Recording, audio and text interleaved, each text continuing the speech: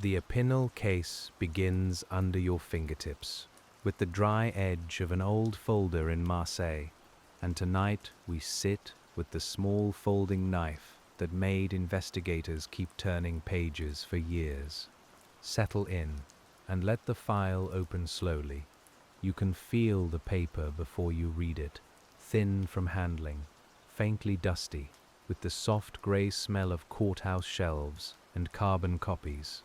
The Opinel case is not only about one object, though the object is there, written into inventories and arguments and memories.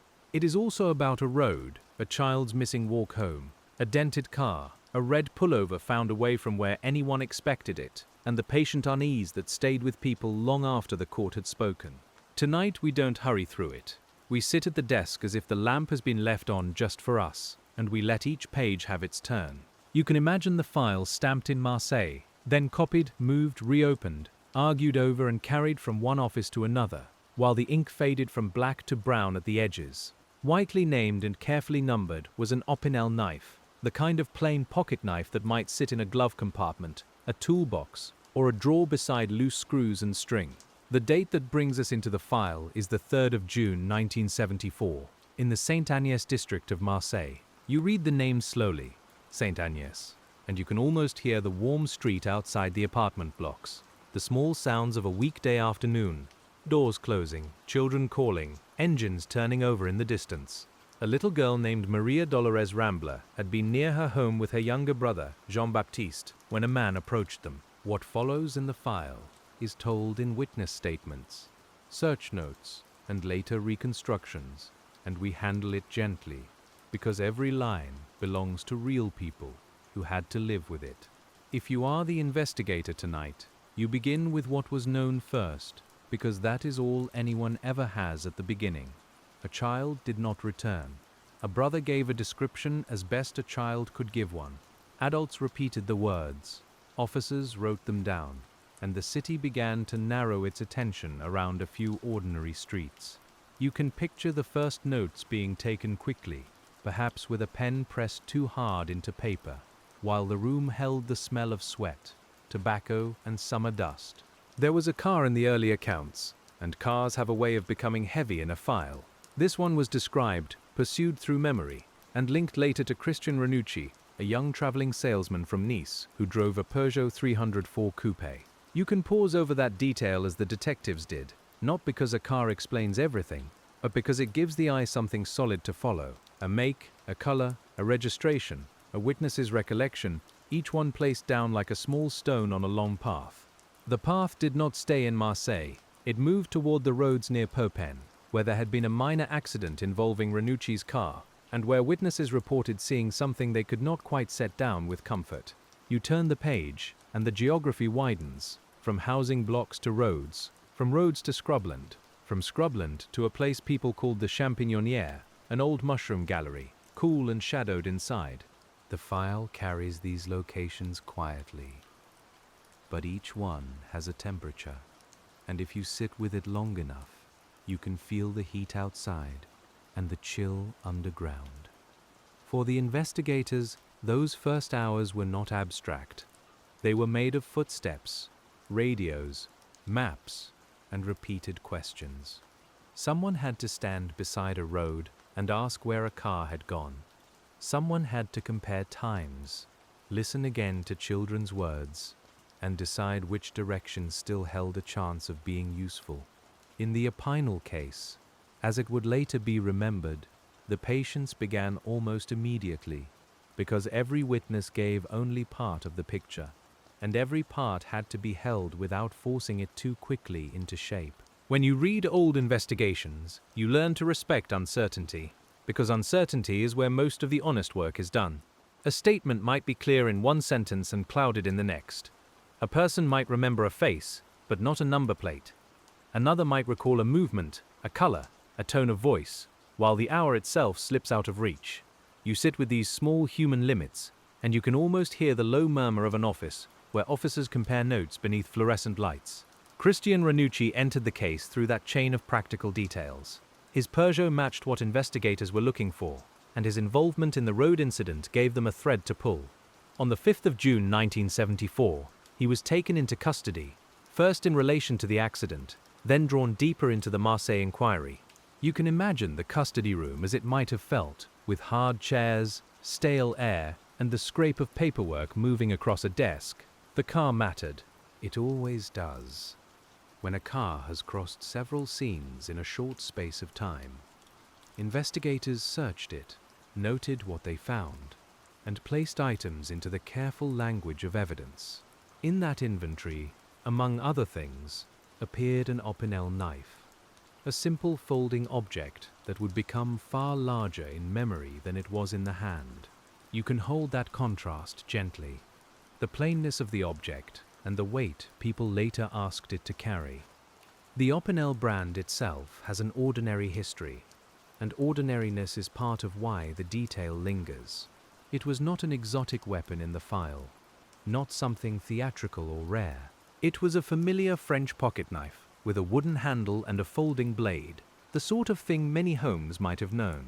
That very familiarity made the question quieter and more difficult, because an ordinary object can belong to many lives before it belongs to one investigation. As you read, you notice the way evidence changes when it becomes official.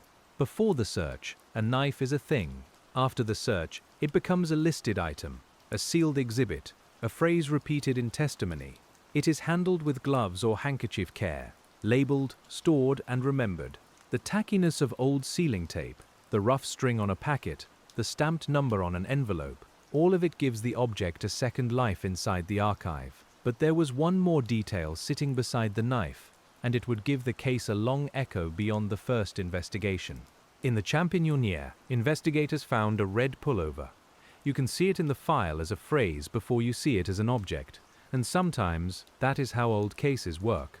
A name is written, then repeated, then argued over until it becomes almost separate from the cloth itself. The red pullover would later become part of the public memory of the Ranucci affair, especially after Gilles Perrault's book gave that image a permanent place in the debate. For our purposes tonight, we stay close to the investigators and the documents, not to argument for its own sake. You turn the page and ask what a careful person could know at the time.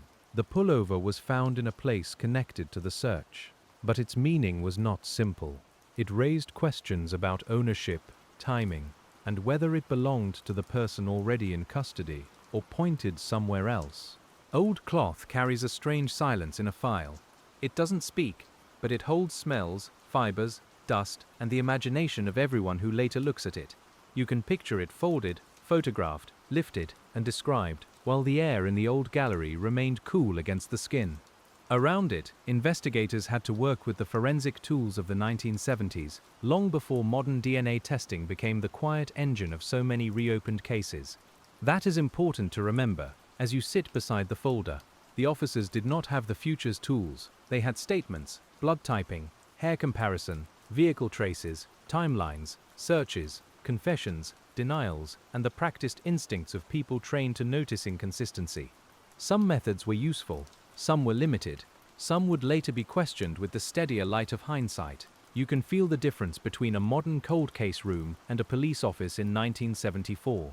Today, one imagines computers humming softly, databases waiting, and lab results traveling through secure systems. Then, the work had more paper in it, more telephones, more typed reports, more waiting for one person to reach another. The soundscape was different too, with ringing desk phones, typewriter keys, doors opening, and the low rustle of men and women moving through official corridors. The Opinel case, if we call it that because the knife stayed so central in memory, became an investigation into more than one object. It became an inquiry into how certainty is built. You can sit with that phrase for a moment because it is the heart of patient detective work. Certainty is not a lightning flash in most files. It is a stack of small claims, some strong, some weak, some carefully tested, and some carried too quickly by the pressure of time. The pressure of time was real. A child was missing, then found, and a family was waiting in a kind of pain no file can fully hold. Detectives, magistrates, gendarmes, and police officers worked under that pressure, while the public listened for answers. You can be compassionate toward that urgency without letting it hurry us now. We have the quieter position of later readers, with the lamp low, the papers still, and the room around us settled. Christian Ranucci's statements became another central part of the investigation. In the early phase, he made admissions, gave versions, and then later contested what had been recorded and understood. You read these pages slowly, because confession evidence carries a special gravity and a special risk. It can clarify a file, or it can become the place where later doubts gather, especially when people disagree about pressure, fatigue, memory, and exact wording. You can imagine the interview room not as a stage, but as a tired official space. A table, a chair, the smell of paper and old coffee. A window that may not have opened enough. Voices going over the same ground again, with officers trying to place times and movements, and a young man facing the machinery of a serious inquiry. Nothing about that needs dramatic coloring. The plainness is enough. The investigators had to compare what Ranucci said with what they believed the evidence showed. They looked at the Peugeot, the route, the accident near Pépin, the mushroom gallery, the items in the car, and the testimony of witnesses. They also looked at the Opinel knife, asking whether it matched the case they were building. In the file, those questions appear as reports, expert notes, and later courtroom discussion, but beneath them is a simple human effort to make scattered facts line up honestly. Years later, something shifted in the file, because the official case and the remembered case began to move apart. The trial took place in Aix-en-Provence in March of 1976. And by then the investigation had already become part of a larger public atmosphere. France was still living with the death penalty, and the case unfolded in a time when fear and grief could press hard against the courtroom doors. You, as tonight's quiet reader, don't need to enter that crowd. You can remain at the edge of the record, listening for what the legal process did with the evidence. Ranucci was convicted and sentenced to death. On the 28th of July, 1976, he was executed at Baumetz prison in Marseille. We say this plainly, without raising our voice, because it is part of the file's real weight. After that, the case could not simply be reopened in the ordinary emotional sense. Whatever anyone later believed, the man at the center of the conviction was gone. This is where the Opinel knife changes again. It is no longer only a seized object. It becomes part of a posthumous argument, one of the details people returned to when they asked whether the investigation had been complete, whether the confession had been reliable, whether the pullover mattered, and whether the official certainty had come too soon. You can feel how a small item grows heavier after time has passed. It sits in memory like something left on a desk after everyone has gone home. Gilles Perrault's book, The Red Pullover, published after the case, helped turn the Ranucci affair into one of France's most discussed judicial controversies. The title itself centered the pullover, but the Opinel remained nearby in the debate because the knife belonged to the evidentiary chain people kept examining. You turn those later pages differently from the original reports. They are colder at the edges, more reflective, filled with people looking backward and asking what had been missed. Cold cases and contested cases share a certain atmosphere, even when their legal statuses differ. The room grows quieter. The original detectives age. Witnesses move away, forget, die, or remember differently. Evidence packets sit in storage, and each year adds a thin layer of dust to the shelf. You can almost smell that storage room, with cardboard, cloth, dry glue, and the faint metallic scent of filing cabinets in winter. The Opinel case became, in that later sense, a study in patience after the fact. Not the patience of waiting for a suspect, but the patience of returning to a finished file and asking whether finished means understood. Families, lawyers, journalists, former officers, and readers all took turns with the same pages. Some found confirmation there, others found doubt. The file did not change easily, but the questions kept breathing around it.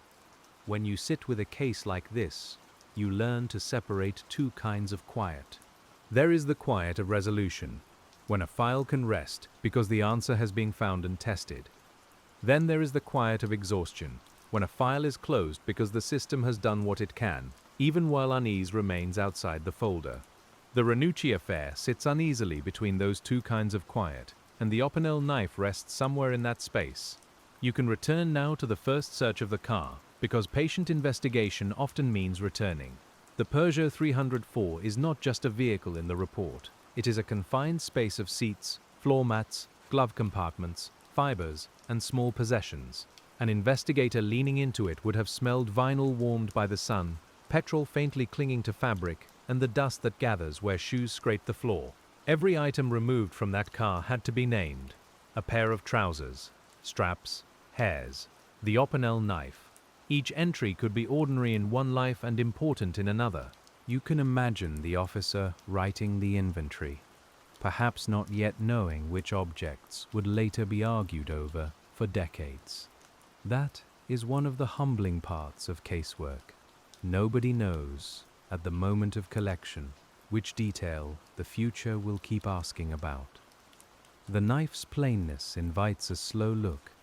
An Opinel folds into itself. Its handle is rounded wood. Its mechanism is simple, built for pockets, picnics, fields, and workbenches. In another file, it might never seem remarkable. Here, it became part of a chain connecting a suspect, a car, a scene, and a contested account. And so it took on the quiet importance that evidence receives when people ask it to speak for what humans cannot fully explain. But evidence never speaks alone, and that is the next lesson the file offers us. It speaks through context, through collection methods, through experts, through testimony, through judges, and through the memory of those who hear it described. You can feel how many hands stand between the object and the conclusion. The investigator's hand, the clerk's hand, the expert's hand, the lawyer's hand, and now, tonight, your hand turning the page. That layered handling is why patient detective work can feel almost like archaeology. You are not only asking what happened, you are asking how each piece came to be known, preserved, labeled, and interpreted. A smudge on paper may matter. A time written differently in two reports may matter. The exact place where an object was found may matter. The silence between two statements may matter too, though silence is the hardest thing to file. In the Opinel case, the original investigation moved quickly because the circumstances demanded speed. Later, re-examinations moved slowly because doubt has a different clock. Doubt waits for books, petitions, interviews, archives, and new generations of readers. It waits for people to compare copies, to notice contradictions, to ask whether a memory was certain or only repeated often enough to feel certain.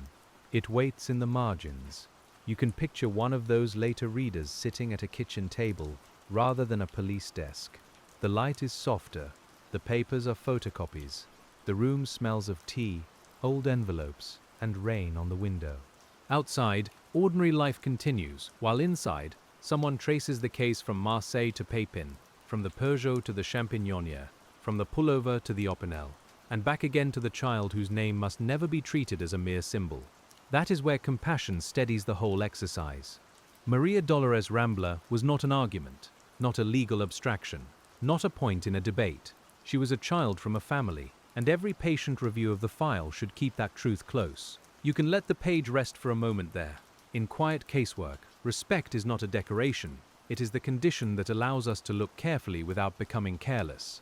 The investigators in 1974 were also human beings inside a particular time. They had their training, their assumptions, their tools, and their limitations. Some people later defended their work firmly. Others questioned parts of it. As you move through the record, you can hold both realities without needing to force them into a simple shape.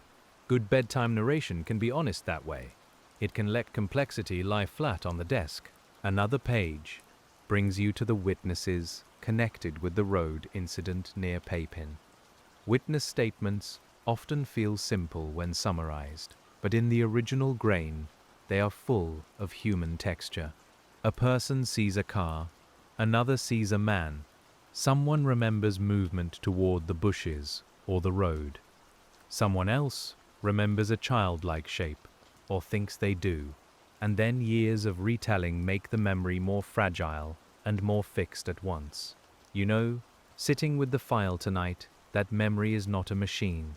It is affected by weather, stress, distance, light, conversation, and time. A witness may be truthful and still imperfect. A statement may be sincere and still incomplete. Investigators have to live with that difficulty every day, and the Opinel case shows how much can rest on ordinary people trying, under strain, to describe what they saw. There is a certain sound to witness work in an old file. Chairs scrape, pens pause, someone clears their throat. A clerk asks for a spelling, a witness repeats a phrase, perhaps softer the second time, as if hearing it aloud has changed its weight. You can almost feel the room's warmth, the paper under the wrist, the faint pressure of official attention settling around an ordinary recollection. The context around the Ranucci affair made every recollection heavier. Public grief was near. The legal stakes were enormous. The press followed the case.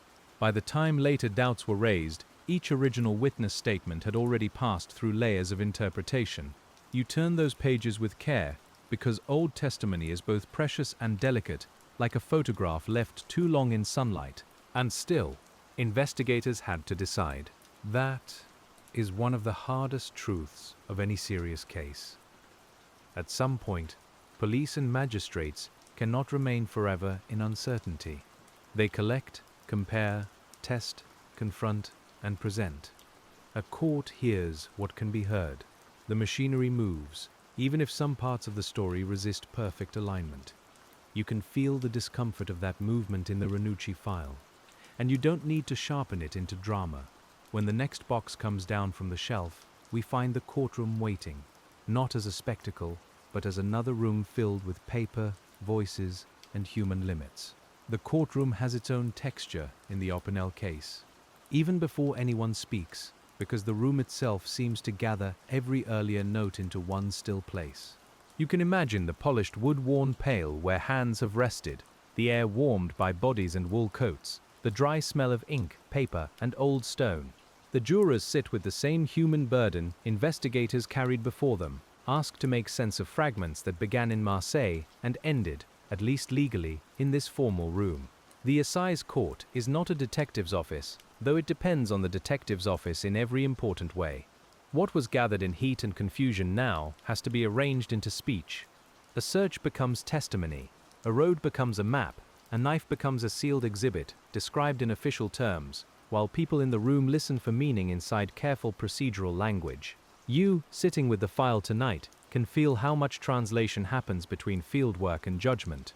In the Ranucci affair, the courtroom did not receive a quiet case. It received a case already carrying grief, urgency, and public attention. Christian Ranucci stood there as a young man, and the family of Maria Dolores Rambla stood there with an absence no verdict could repair. Around them were lawyers, magistrates, journalists, police officers, and spectators, each one bringing a slightly different kind of expectation into the room. You turn the page gently, because all of them were real people inside that pressure. The Opinel case nickname gives us a way to stay with one strand, but you notice that the actual file resists simple naming. The knife discussed in the judicial record has often been described in precise technical terms, and later, retellings sometimes blur the brand, the mechanism, or the memory of it. That matters. In old cases, even the name of an object can drift as books, articles, broadcasts, and conversations pass it from hand to hand like a photograph handled too often. So as we sit here, we keep both ideas beside us. There is the plain phrase listeners may know, the Opinel case, and there is the more exact, more complicated evidentiary record of the Ranucci affair. The difference is not a distraction. It is part of what investigation feels like after many years, when you learn that even familiar labels need to be placed back under the lamp and read slowly. The prosecution's account drew strength from a chain of circumstances.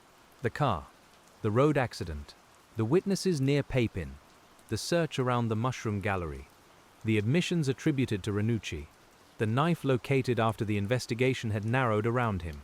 You can feel the chain being laid across the courtroom, link after link, each one meant to touch the next. It is a quiet image, but a heavy one, because a legal chain has to hold. The defense asked the court to look at the weak places in that chain. They pointed toward uncertainty in witness descriptions, toward the red pullover, toward the difficulties of confession evidence, and toward questions about how quickly the investigation had moved. You can almost hear the rustle of robes and paper as lawyers stood, paused, and chose their words. Their work was not only to argue, it was to make doubt visible enough for others to examine. That is one of the patient lessons of the Opinel case. Doubt is not always loud. Sometimes it appears as a question about timing, a mismatch in description, a note written after the fact, or a witness who cannot say more than they truly remember. You learn as the quiet reader that doubt must be treated carefully too. It can protect the innocent, but it can also be shaped by hindsight, grief, loyalty, and the human wish for a less terrible version of events. The courtroom had to deal with all of that in real time. It could not spend decades rereading. It could not let every uncertainty remain open forever. The jurors and judges had to decide according to the evidence presented, the law as it stood, and the atmosphere of that historical moment. You may feel, in the stillness of your room, how different that is from our position tonight, with years between us and the original pressure. When people later returned to the Opinel case, they often returned first to the confession. That is understandable, because confession evidence sits near the center of any file. It seems to offer interior knowledge, and yet it also depends on circumstances that are sometimes hard to reconstruct. How tired was the person speaking? What had been suggested before the words were recorded? What was written exactly? What was summarized? What was repeated afterward? You can imagine the old record as a series of typed pages, each page carrying official confidence.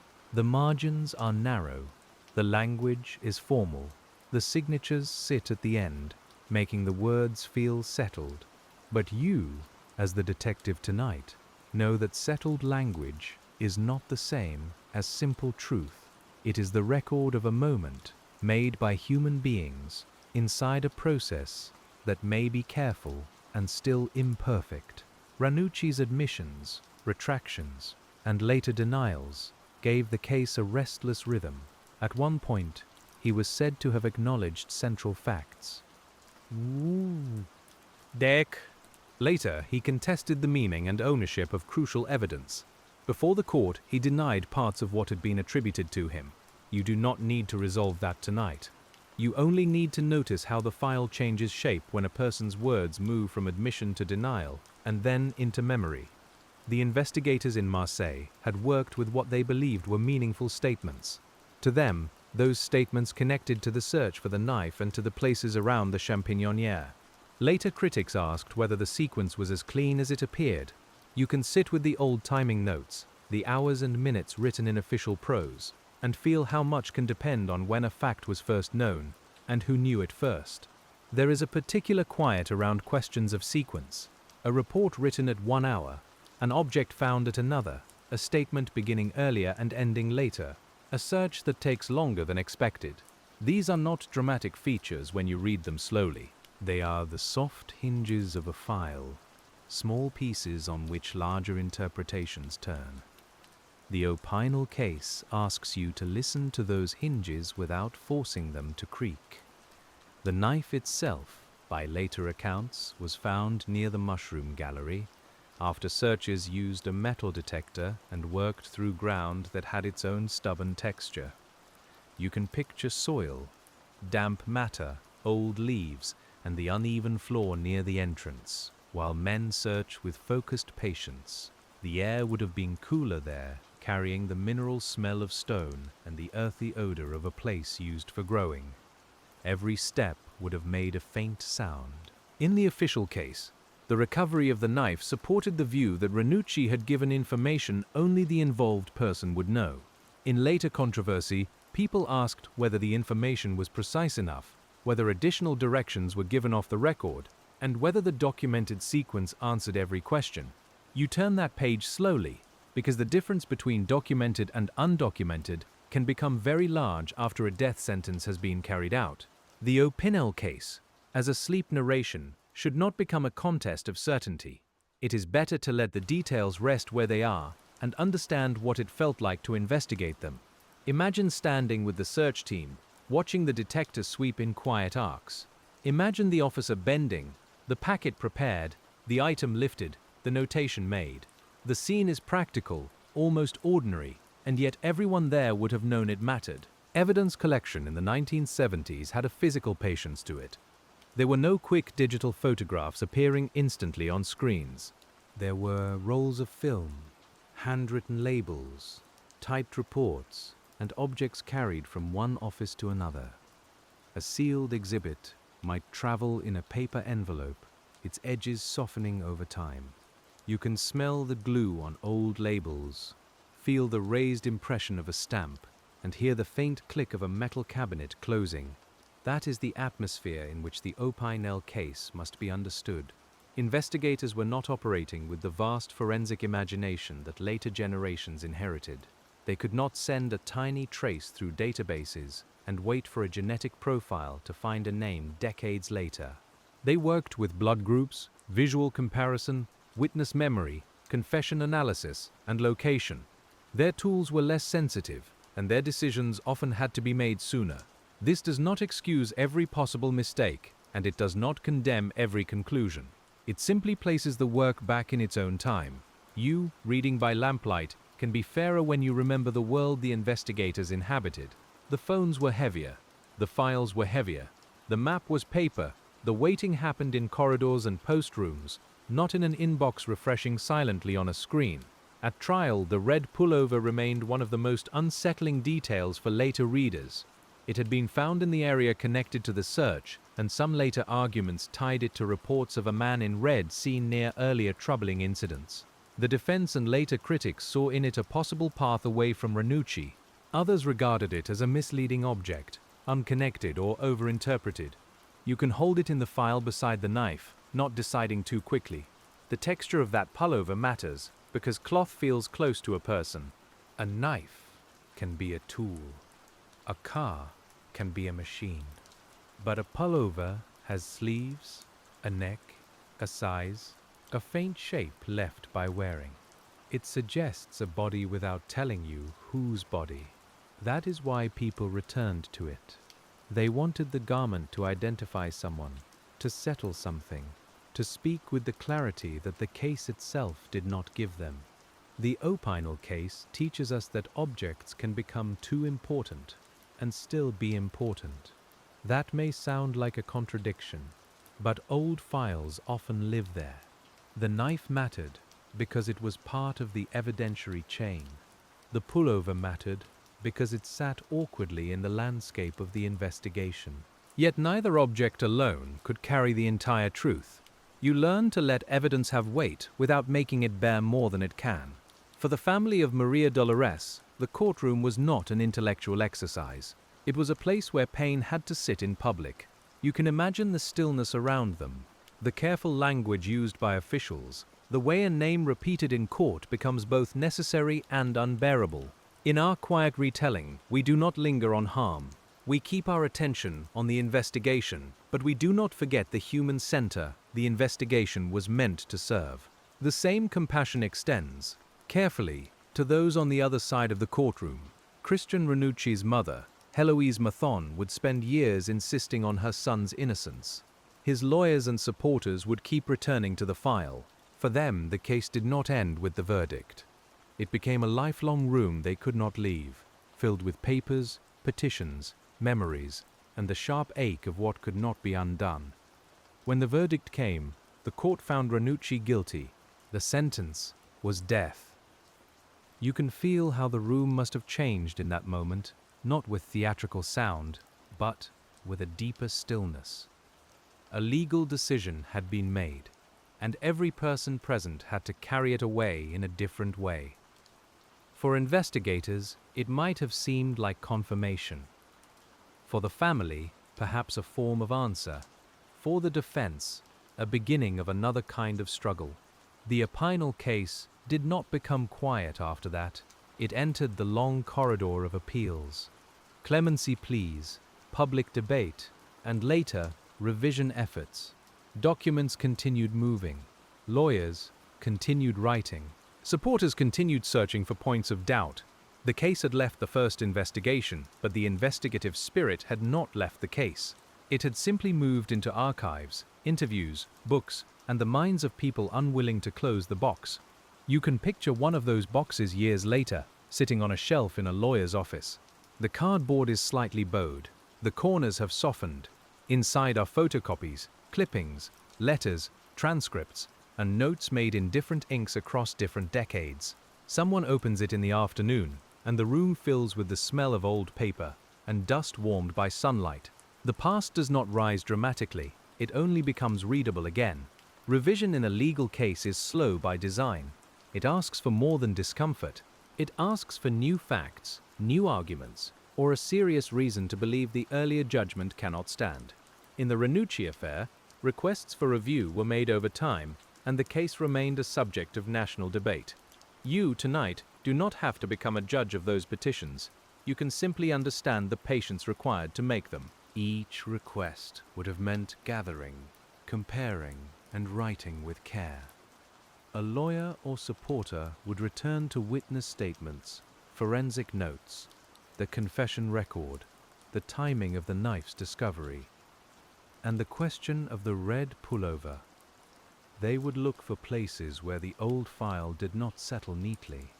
The work would be quiet, repetitive, and often disappointing, because archives give up very little at once. The Opinel case is especially suited to this kind of patient listening because it turns on the relationship between small things and final decisions.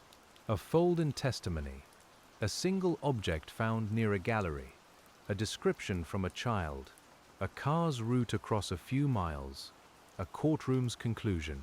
When you lay these things side by side, they seem both concrete and fragile. You can almost hear the table creak softly under their combined weight. There is also the matter of the press, which shaped how the case lived outside the court. Newspapers in the 1970s had their own rhythm, with headlines, columns, and black and white photographs carrying fragments of the file into kitchens, cafes, and trains. People read the case in the morning, talked about it at lunch, and formed impressions without seeing every page. You can smell newsprint here, faintly oily on the fingers, a different archive from the official one. After Ranucci's execution, public memory shifted again. France would abolish the death penalty a few years later, and cases like this became part of broader reflection on irreversible punishment. That later historical frame gave the Ranucci affair a weight beyond its immediate facts. The Opinel case, as we are calling this evidentiary strand, became not only a question about one investigation, but also a question about how certain a society should be before it acts forever. You can sit with that without turning the script into argument. The bedtime file does not demand a verdict from you. It asks only that you feel the seriousness of decisions made from evidence under time, in rooms where people are tired and human. The lamp on your desk is small. The questions are large. Between them lies the patient work of reading one page, then another, then returning to the first, because the second changed how it sounded. The detectives who first worked the case may have believed the evidence formed a coherent path. Later critics believed the path had gaps. Both positions require us to examine the same material with different forms of trust and caution. You can imagine an older officer, years later, looking back with a mixture of fatigue and conviction, while a younger researcher approaches the same file with sharper doubt. The paper receives them both without changing its texture. In contested cases, memory becomes a second investigation. People remember not only events, but their own earlier certainty. They remember what they thought they saw, what they told another person, what they read in the newspaper, what they later came to believe. Over years, those layers settle like dust on a mantle. When you touch them, they move. The Opinel case asks you to notice that movement, softly, without impatience. One witness might grow more certain with time. Another might become less sure. A child's description might be treated first as fragile, then later as crucial, then later as contested. An object might be named one way in a report, and another way in public shorthand. This is how old case files become weathered. Their pages remain still, but the meanings around them keep changing with every reader who comes back. The case also reminds us that geography is a form of evidence. Marseille, Saint-Agnès, the La Pomme crossing, the roads near Pépin, and the Champignonnière are not only names, they are distances, turns, slopes, traffic, sightlines, heat, shade, and the practical question of how long it takes to move from one place to another. You can trace the route with a finger on a paper map and feel how the investigation was tied to the land. The paper map would have a different authority from a modern satellite image. Its colors would be muted, its folds would resist lying flat. Roads would run in neat printed lines, while the real roads held bends, dust, glare, and the sound of passing vehicles. Investigators had to move through the real spaces, not just the mapped ones. They drove, stood, looked, measured, and asked whether a witness could have seen what they said they saw. In the Opinel case, the Champignonnière is one of those places that almost becomes a room in the story. It was not a dramatic cavern in the way imagination might paint it. It was a working or former working space, damp, earthy, and practical, with a mouth opening from the landscape. A car had been there. Men came to help move it. Later, searchers returned. Each visit left another layer in the file. You can feel the temperature change at the entrance. Outside, the southern light can be strong, with dry grass and road dust bright around the shoes. Inside, the air cools quickly. Sound changes too. A voice becomes flatter. Footsteps lose their sharpness. The smell of damp earth rises, and the walls seem to hold the day at a distance. In such a place, a found object can feel both hidden and strangely exposed. The investigation had to join that physical place to human testimony. Who saw the car? Who helped free it? What did Ranucci say at the time? What was he wearing? Did his statements later match the impressions of those who met him? You turn these questions over gently, one at a time, because they are ordinary questions carrying extraordinary consequences. None of them can be skipped if we are trying to understand the patient work.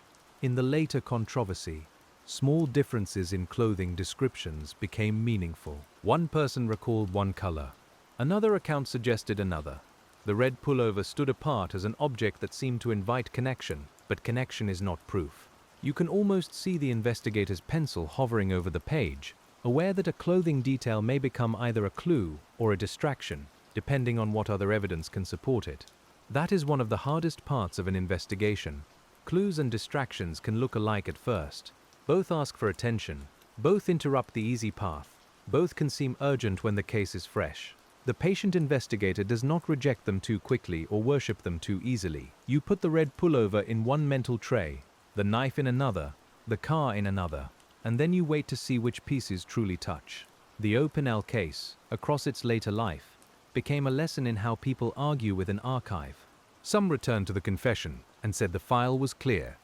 Some returned to the pullover and said the file was not clear at all.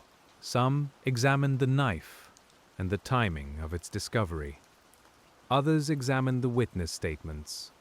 A few asked whether all of those elements had been pressed together under public urgency until they appeared firmer than they were. As you read, you may notice your own mind wanting rest. That is natural. The human mind likes a settled story, especially late at night. It wants one clean line through the file. But patient detective work asks for another habit. It asks you to be comfortable with a slower kind of knowing, the kind that keeps several possibilities visible, without letting any one of them become more certain than the evidence allows. The original investigators did not have that luxury in the same way. They had a live case, a grieving family, a suspect, and a justice system moving forward. The later readers had time, but time can distort as well as clarify. It can remove pressure, but it can also remove living context. By the time a case is old, the weather of the day is gone, the tone of a voice is gone, and many small realities have slipped beyond recovery. You can feel that loss in every old file. A witness once pointed to a spot on the road, but the gesture is gone. An officer once heard an answer spoken with hesitation, but the hesitation may not have made it into the transcript. A searcher once smelled damp earth, and metal and knew the ground under his boots, but the report only says where an item was found. The paper preserves much. It never preserves everything. This is why the Opinel case remains so reflective for us tonight. It does not offer the clean comfort of a newly solved cold case, where a laboratory result arrives decades later and names the person everyone had missed. Instead, it offers the older, quieter difficulty of a case legally closed, but historically unsettled. The investigation was done. The sentence was carried out. The arguments did not stop. In later decades, people wrote books defending the conviction, books questioning it, articles revisiting the file, and programs returning to the same few places. The names became familiar to anyone interested in French judicial history: Ranucci, Rambla, Saint-Agnès, the red pullover, the knife, the champignonnière. Each repetition carried the risk of hardening into myth, and each careful rereading offered a chance to soften myth back into documents.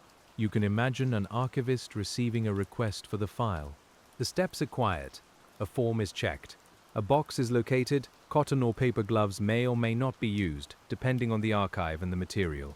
The lid lifts with a faint scrape. Inside, the papers have their own geography, bundles tied or clipped, pages curled slightly at the corners. The room smells cool, dry, and patient. The person reading has to slow down physically. Old files resist scrolling. They require hands. You lift one page and place it aside. You keep the order. You take notes. You notice that the photocopy is faint near the bottom, or that a stamp obscures a word, or that a signature has pressed through to the next sheet. The Opinel case becomes not only a story of investigation, but an experience of reading itself. That experience has a moral quality. To read patiently is to refuse the easier pleasure of certainty without effort. It is to give the people in the file the dignity of being understood in sequence, not reduced to slogans. You read the father's role gently. You read the mother's grief gently. You read Ranucci's changing words carefully. You read the investigator's reports with respect and caution. The quiet study is not passive. It is disciplined. Around the time of the original investigation, Marseille itself was part of the atmosphere. The city had heat, traffic, apartment blocks, ports, police stations, cafes, and family routines.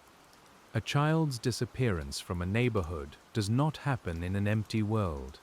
It happens beside laundry, stairwells, parked cars, errands, and voices through open windows. You can keep that ordinary background in mind, because it is what makes the case human, rather than symbolic. Saint-Agnès, in the file, becomes a place of first statements. You can picture an officer asking a young brother to describe a stranger, while adults listen too closely and too anxiously. Children's words are precious in a case, but they are also vulnerable. The listener must be skilled, patient, and careful not to lead. In 1974, awareness of child interviewing had not developed into the more structured practices used later. That difference matters when we read Old Testimony. The brother's description became one of the early anchors, but later debates asked how well it matched Ranucci and his car. The film adaptation and public retellings would sometimes change names or details for dramatic reasons, adding another layer between the file and memory. You, tonight, keep returning to the official path as calmly as possible.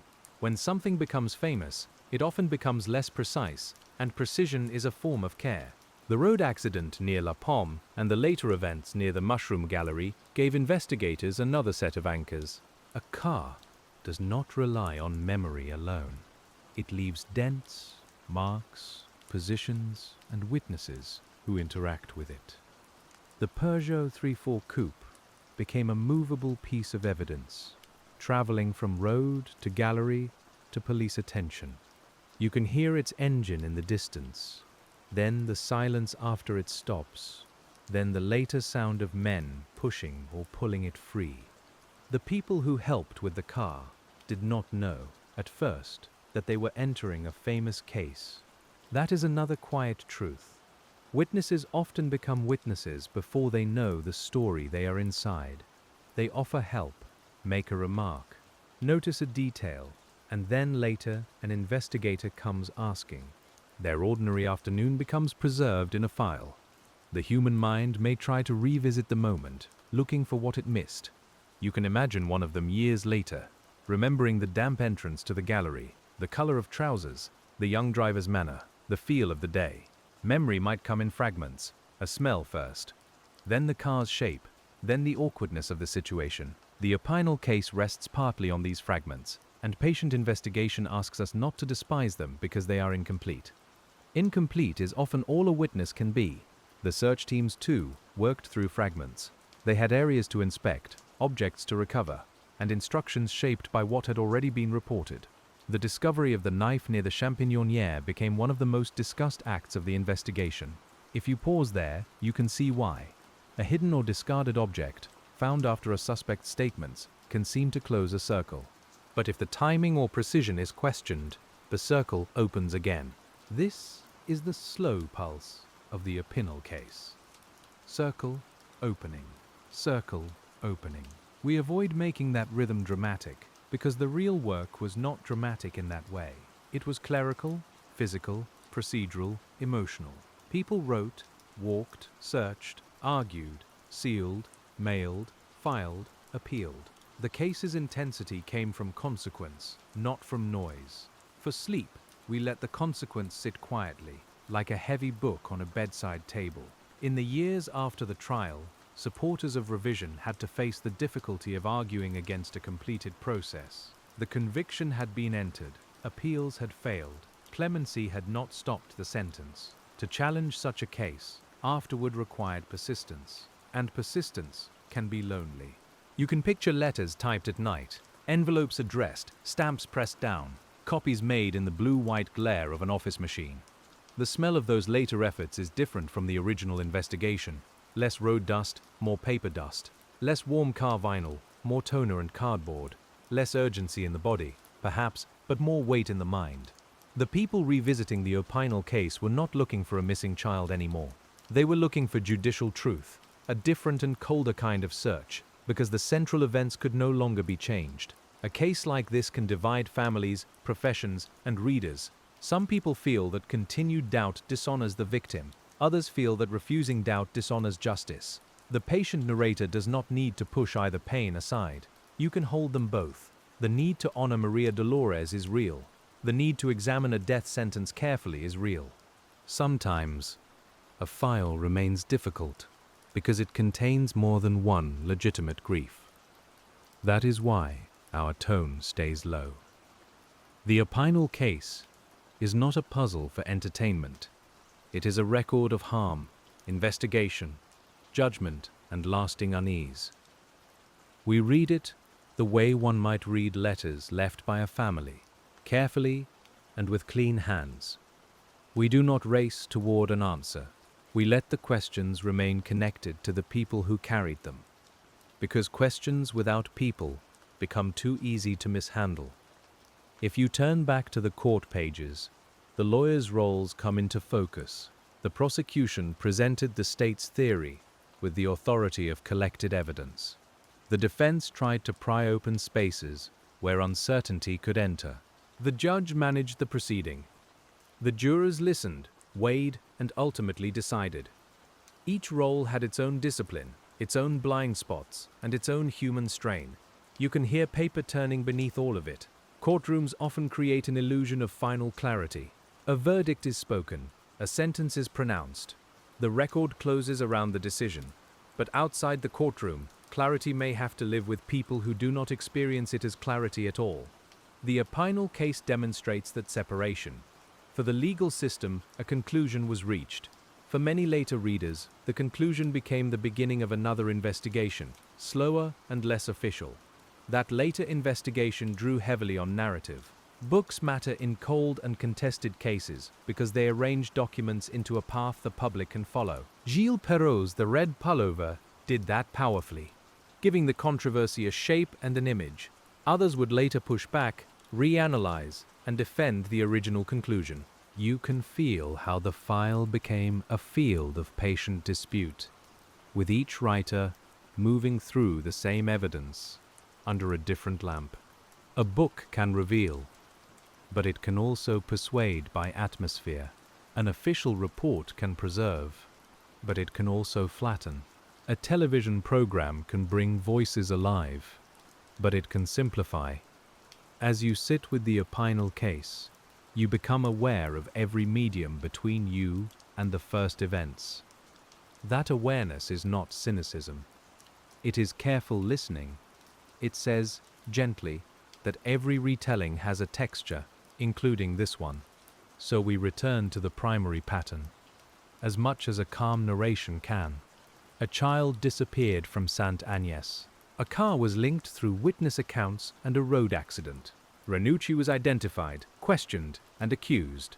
A knife was recovered near the Champignoniere. A red pullover complicated the landscape. A court convicted. A sentence was carried out. Later, the file did not rest easily in public memory. Each sentence is simple. Together, they are not simple at all.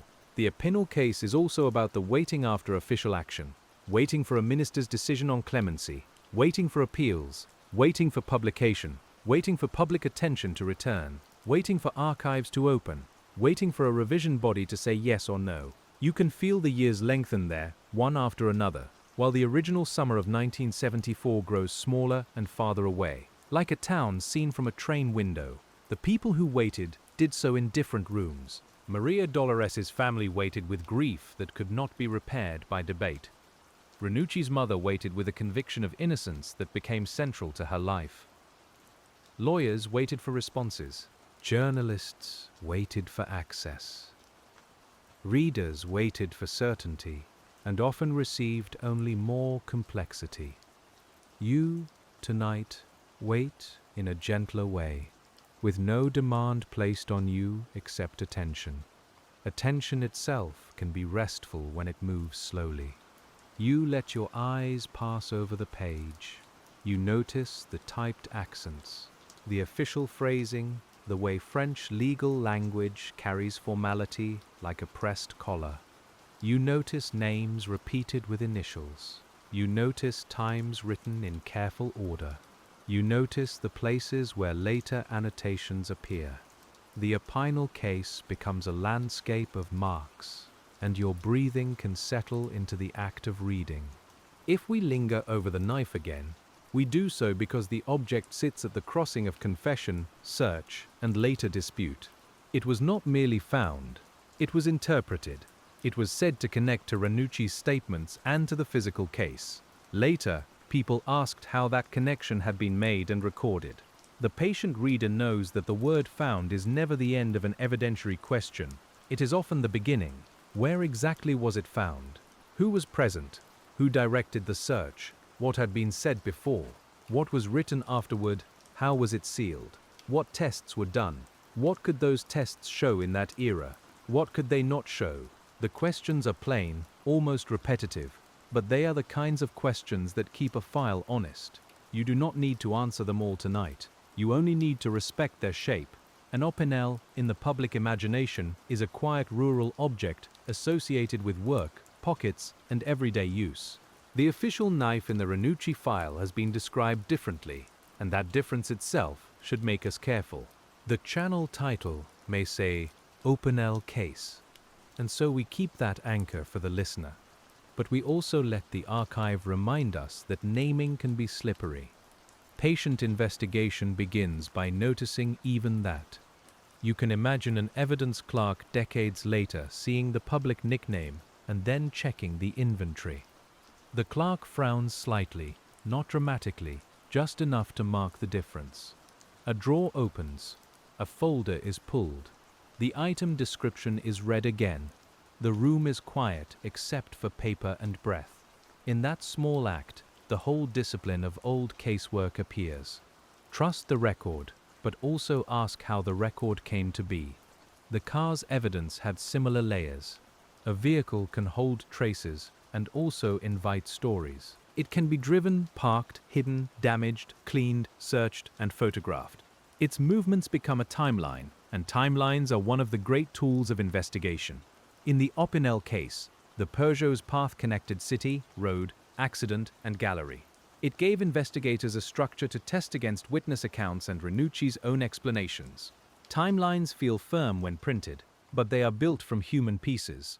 One clock may be wrong, one person may estimate, one report may round, another may preserve a time exactly because the writer happened to look. The patient detective treats time not as a ruler made of steel, but as a measuring tape used in dim light. Useful, necessary, and sometimes slightly bent. In a case under pressure, the timeline can become a form of comfort. It tells everyone there is order. It says this happened, then this, then this. But later, when critics examine the same sequence, they may find gaps where the comfort thins. The Opinel case invites that kind of rereading. You place the times beside each other and let them breathe, noticing where they support one another and where they ask for caution. The witnesses near the accident became important because they helped bring Ranucci into focus. Their accounts placed a young man, a car, and concerning circumstances near the route of the search. Yet, witnesses are always people first. They may be startled. They may be trying to help. They may later feel trapped by the importance of what they said. You can hold that gently, because a witness's life can be altered by one afternoon of seeing. The child witness at the start carries an even more delicate role. Jean-Baptiste Rambler was very young, and his description of the man and vehicle became part of the early search. Later debates over recognition and mismatch would return to his account. You can imagine the tenderness required to ask a child about something frightening, and the difficulty of knowing how much weight to place on each word. The file records answers, but not the full trembling of the moment. In modern investigations, child witnesses are approached with protocols shaped by decades of research. In the 1970s, the practices were different, often less structured, more dependent on individual judgment. That does not make every old child statement unreliable, and it does not make every modern statement perfect. It only reminds us that method evolves. The Opinel case lives partly in that distance between then and now. Method is one of the quiet heroes of cold case work. Not brilliance, not instinct alone, but method. Label the exhibit, preserve the statement, record the time, separate what is known from what is assumed, return to the inconsistency. Ask the same question without forcing the same answer. When you read the Ranucci affair, you can see why method matters so much, because once a case becomes contested, every unrecorded moment grows larger. The unrecorded moments are the ones that trouble later readers. A clarification given during a search, but not written immediately. A remark made in a hallway. A witness correction, remembered, but not preserved. An investigator's impression, sincere, but undocumented. These things happen in real work. Yet after years pass, they become shadows. You cannot cross-examine a shadow. You can only note that it lies across the page. The Opinel case asks us to live for a while with those shadows. The shade is not frightening here. It is simply part of the archive.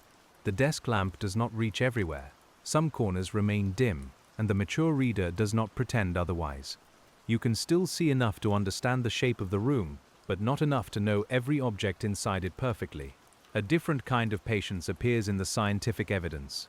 Blood group testing, fiber observation, and other forensic methods of the period could support an inquiry, but they often could not individualize evidence the way later techniques might. A result might say consistency, not identity. It might say possibility, not certainty. The patient investigator hears those words accurately. They are modest words, and in serious cases, modest words must not be inflated.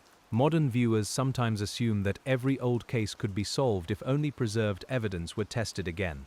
Sometimes that is true. Sometimes the evidence is gone, contaminated, degraded, or never suitable. Sometimes the legal question is not simply biological. In the Opinel case, the arguments were woven through statements, chronology, object recovery, and interpretation. A later test, even if available, would have had to enter an already complicated fabric. You can feel that fabric under your fingers. It is not smooth. It has knots where the red pullover sits, where the knife discovery is debated, where the confession is weighed, where witness descriptions are compared. It has worn places where public retelling has rubbed the same details again and again. The patient reader does not tear at it. You turn it over, look at the stitching, and let the unevenness be visible. There were also broader questions about capital punishment, and those questions deepened the case's afterlife. Because Ranucci was executed, any later doubt carried an irreversible sorrow. Even people convinced of his guilt could understand why the case became part of France's memory of the death penalty. You can let that historical reality sit beside the investigative one. It does not solve the file, but it explains why the file kept drawing people back. The abolition of the death penalty in France came later, in a changed legal and political climate.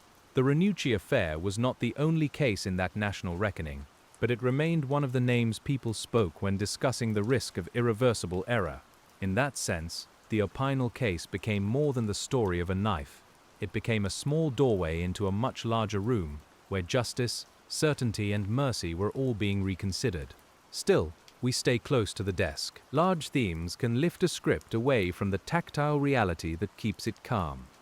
So, we return to the folder, the page edges, the map, the photographs, the exhibit notes. We return to the feeling of a thumb smoothing a crease in a photocopy. We return to the quiet sound of a chair as you lean closer.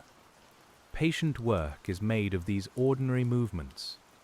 If you were reviewing the Opinel case as a cold case investigator, even though the legal case was closed long ago, you would begin by building a clean chronology. You would not begin with an opinion. You would list only what can be placed in time, then mark the source of each item. A witness statement here, a police report there, a forensic note, a court transcript, a later recollection kept separate from contemporaneous records. That separation matters. A statement made on the day is not the same as a memory offered decades later. A later memory may be sincere and valuable, but it has traveled through years of thought, media, and emotion. You would mark it differently. You would let each source keep its age. The Opinel case becomes calmer when you stop forcing all documents into one flat present and let the file have layers. Next, you would build the map.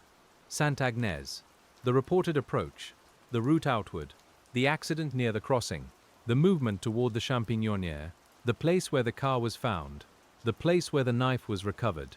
You would mark each point carefully, perhaps with soft pencil on a copy, because pencil allows humility. It can be adjusted when the evidence asks. Then you would list the physical objects, the Peugeot, the clothing, the red pullover, the knife, any stains or traces described in the reports. Each object would be assigned its source, its condition, its path through custody, and the tests performed. You would ask which conclusions are supported directly and which conclusions were inferred. This is not glamorous work. It is the work that keeps a case from becoming only a story. After that, you would turn to statements. Ranucci's statements would require careful sequencing. What did he say first? What changed? What was recorded in formal interview? What was repeated before a magistrate? What was denied later? What did his lawyers report he said privately? You would keep those categories distinct because private recollection, formal record, and courtroom position do not carry the same evidentiary weight. You would do the same for witnesses, the child's account, the witnesses near the car, the people at the Champignonière, any reports of a man in red before the disappearance. Each witness would have a timeline of their own, showing when they first spoke, what they said, what they later repeated, and whether their account changed. The Opinel case begins to look less like a single file and more like a set of small lives crossing one tragic afternoon. That is how patient detective work becomes human rather than mechanical. Each line belongs to someone. A witness's hesitation may reflect fear of being wrong. An officer's firm wording may reflect confidence, training, or the pressure to make a report usable. A lawyer's emphasis may reflect strategy and sincere belief together. You, as tonight's reader, can give each person enough room to be complicated. In contested cases, the temptation is to sort everyone quickly into careful people and careless people, honest people and dishonest people. Real files rarely obey that simplicity. A careful person can miss something. An honest person can misremember. A pressured person can speak too firmly. A grieving person can need certainty. The Opinel case becomes more understandable when we let human limits enter the room without turning them into accusations. The years after the execution also altered the emotional meaning of every object. Before the sentence, the knife was evidence in a prosecution. After the sentence, it became part of a debate over whether the state had acted rightly. The same object, the same recovered item, carried a different atmosphere. You can picture it sealed away while the world around it changes. Governments change, legal standards change, and generations of readers bring new questions. Evidence does not age the way people do. It may physically degrade, but it does not gain wisdom. People gain hindsight and sometimes mistake hindsight for clarity. That is another careful distinction. Looking back can reveal flaws, but it can also create patterns that were not visible because they were not truly there. The patient reader in the Opinel case must walk between those risks, slowly, with both hands on the rail. The family names in the file remind us why this care matters. Rambler is not only a surname in a legal record, it belongs to a family whose private life was changed permanently. Ranucci is not only the name of a defendant, it belongs to a young man whose life ended through state punishment, and to relatives who carried that ending. The investigators' names belong to people who made decisions under scrutiny.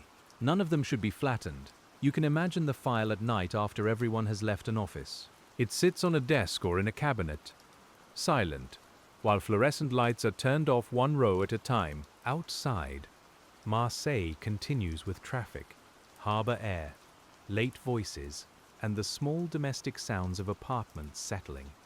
Inside, the papers wait. That waiting is one of the deep images of old investigations. The file cannot move itself. Someone must return. People did return, again and again. They returned through petitions, documentaries, anniversary articles, legal commentary, and family memory. Some returned to defend the verdict.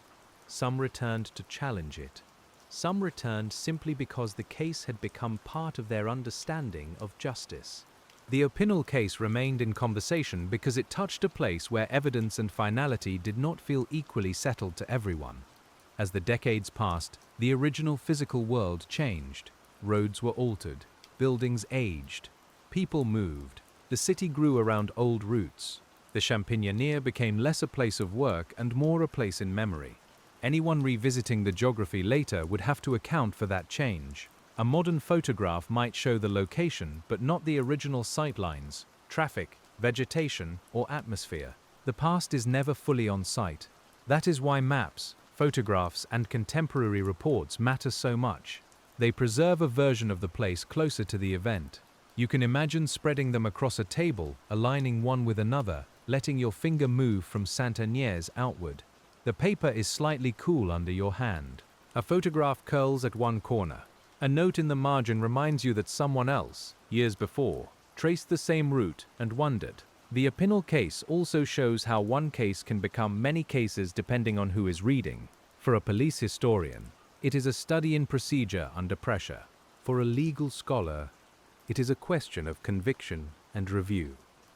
For someone concerned with capital punishment, it is part of the story of abolition. For a family member, it is grief. For a quiet listener tonight, it is an exercise in patience, compassion, and the limits of knowing. We move gently among those readings, but we do not let any one of them erase the others. The investigation must remain central. The people must remain real. The atmosphere must remain calm.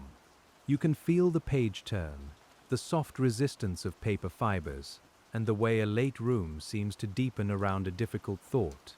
Nothing needs to be rushed. The case has already waited for decades. If this were a modern cold case unit reopening the file, the first question would be preservation. What remains? Where is it stored? What chain of custody exists? What can be tested without destroying the evidence? What is legally permissible? The answers might be frustrating. Old evidence can be missing, exhausted, or unsuitable. Sometimes the archive preserves the record of an object better than the object itself. The second question would be witness availability. Who is still alive? Who can be approached ethically? What has each person said publicly? How might decades of media exposure affect memory? You would not expect memory to become cleaner with age. You would treat later interviews as human documents, not as time machines. The Opinel case would require especially careful listening, because so many public narratives have passed over the witnesses. The third question would be whether any genuinely new fact exists. Not a new opinion, not a new arrangement of known details. A new fact. Cold case work often turns on that distinction. The heart may respond to a new interpretation, but courts usually need something firmer. You can feel how hard that is for families and advocates who have lived with doubt for years. The archive may stir, but the law asks whether it has truly changed. Revision efforts in the Ranucci affair faced that demanding threshold. The arguments had to pass through legal filters that were not designed for emotional unease alone. That is why many contested convictions remain contested in public, even when the courts refuse to reopen them. The public conversation can keep breathing around questions the law has declined to revisit. The Opinel case lives in that space between formal closure and continuing attention. There is something deeply human about returning to a file that may not change. It can look irrational from the outside, but it often comes from loyalty, conscience, or a need to understand. A person reads the same page again because the mind cannot accept that this is all there is. Another person reads it again because they believe the answer is already there, if only critics would see it. The same desk can hold both forms of persistence. You can let that image become restful. Two readers at different times, perhaps in different cities, leaning over copies of the same report. One underlining a point of doubt, one underlining a point of confirmation.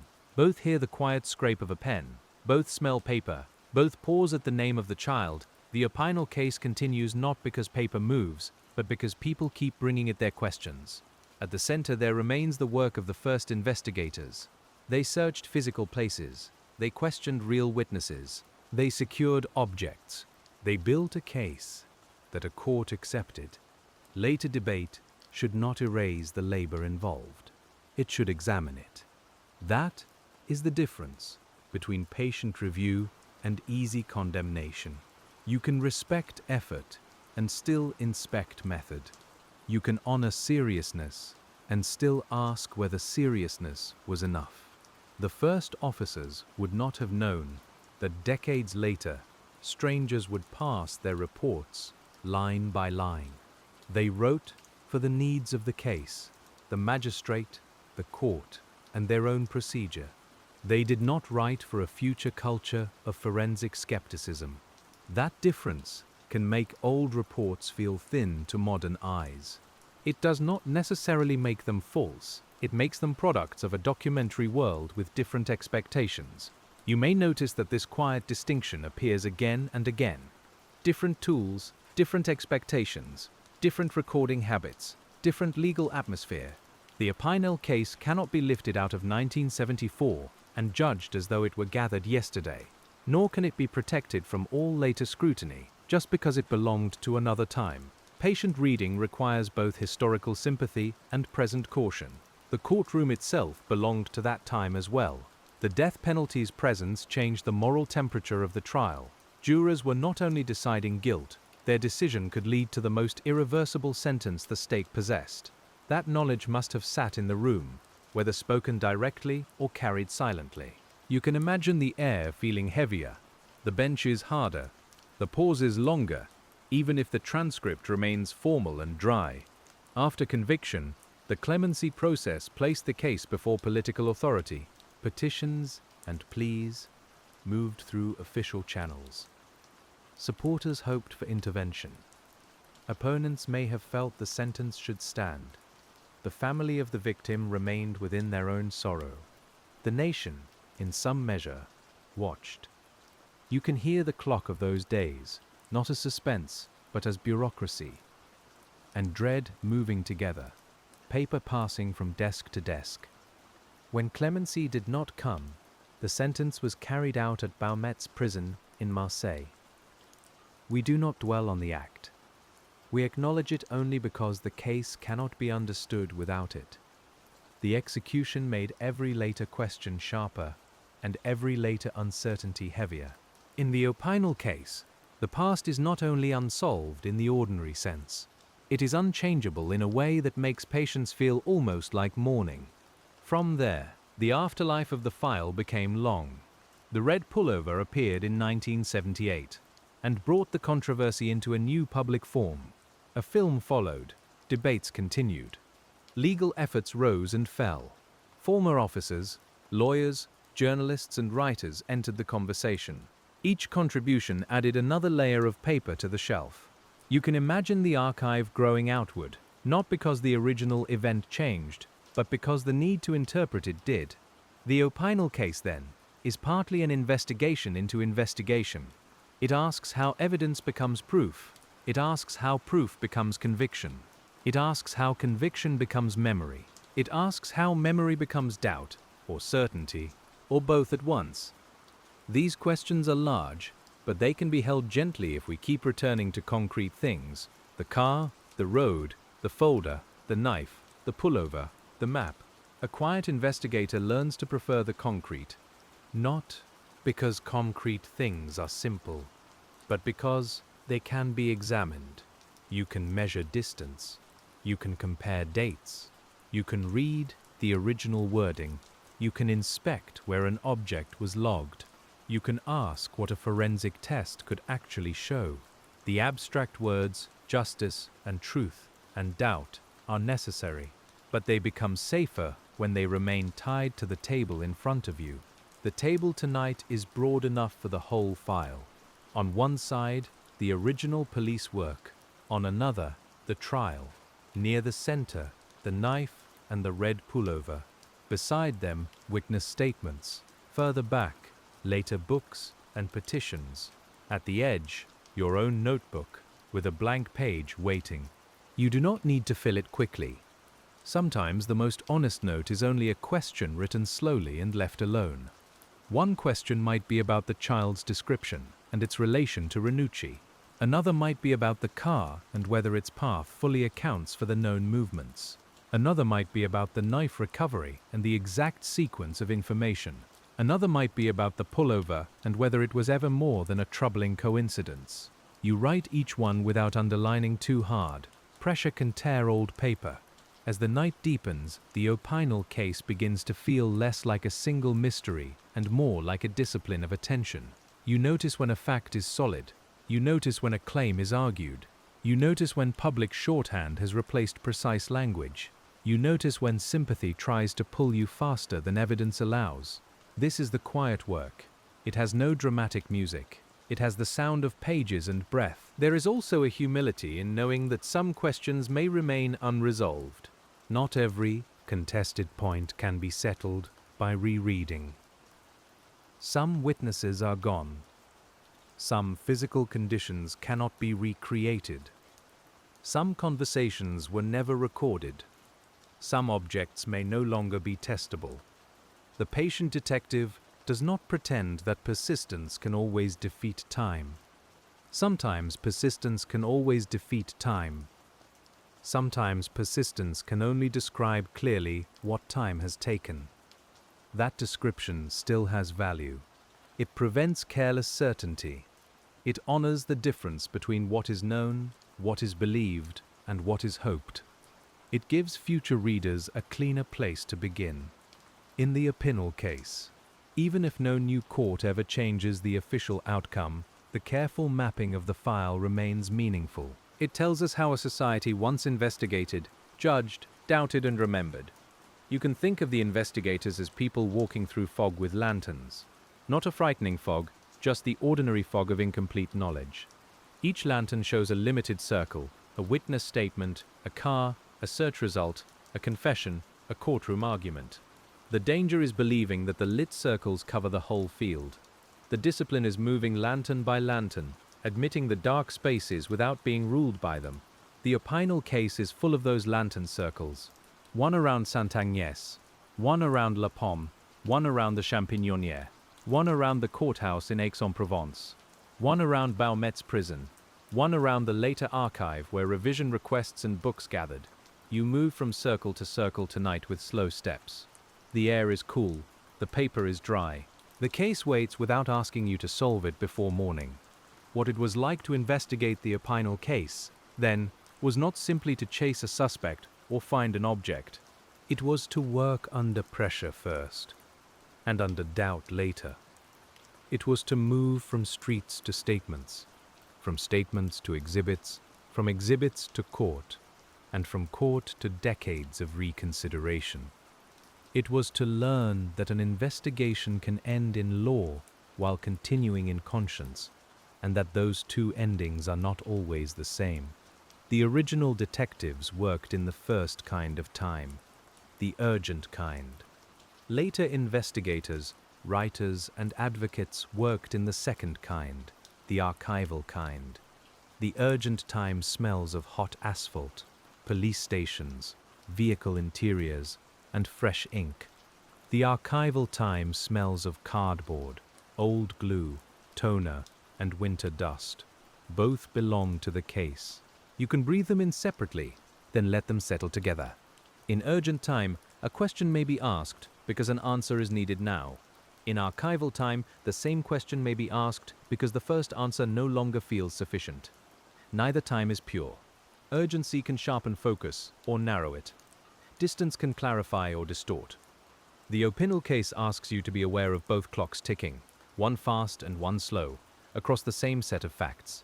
A detective in the first days might have stood outside, listening to radio traffic and watching searchers move along the road.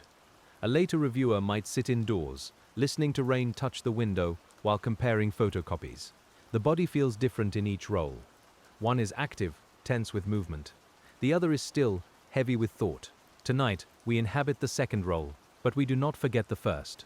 The reports from the first role are all we have for much of the scene.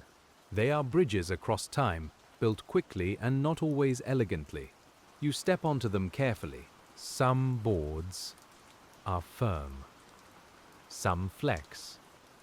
Some have gaps you must step over. The Opinel case remains passable only if you accept that the bridge was built by human hands during difficult weather, and that crossing it now requires patience rather than speed. At times, you may feel the desire to set the file aside. That is part of the sleep rhythm too. The mind grows soft at the edges. The names become familiar. Marseille, Ranucci, Rambler, Pepin, the pullover, the knife. They move through the room like low voices. You do not need to grip them tightly. The file remains on the desk. If one detail fades, another will come back when the page turns. And there, as your hand rests near the next bundle of papers, the Opinel case shifts again from the original investigation into the long aftercare of doubt, where retired officers, grieving relatives, lawyers, and patient readers each return to the same worn sentences, trying to hear what they could still say. The long aftercare of doubt has a different silence from the first investigation, and you can feel it as soon as the file leaves the police station and enters private rooms. A retired officer may remember the case with a firm voice, while a lawyer reads the same page with a pencil and a troubled pause. A mother keeps a clipping folded too many times. A journalist smells dust and ink in an archive, then realizes the old paper has become part of the story too. In the Opinel case, this aftercare mattered because the official record had already reached its hardest possible end. The court had spoken, the appeals had failed, and the sentence had been carried out. Yet the questions did not behave like finished things. They kept returning in letters, books, interviews, and quiet conversations, where people asked whether the case had been investigated with enough care, or whether care itself had been overwhelmed by urgency. You can picture the first private archive, not as a grand room, but as a kitchen table after dinner. A lamp pools light over photocopies. The tablecloth has a small wrinkle beneath the pages. Somewhere nearby, a kettle cools, and outside the window, the street has gone soft with evening. In that kind of room, a contested case becomes personal again, less like national history and more like a stack of paper someone cannot bear to throw away. The Ranucci affair became one of those cases that people returned to because each rereading seemed to reveal both more and less. More questions, less certainty. More context, less comfort. The Opinel case in this reflective telling gathers around the knife because the knife asks a patient reader to examine sequence, custody, description, and interpretation. You turn the page, and the object sits there again, plain and stubborn. If you were reviewing the knife evidence late at night, you would start by separating what the original reports say from what later retellings suggest. You would ask how the object was described in the record. You would ask where it was found and who was present. You would place each claim into a column, perhaps with the soft scratch of a fountain pen or a pencil dulled by use. Then you would leave space for uncertainty, because uncertainty needs room if it is to be honest.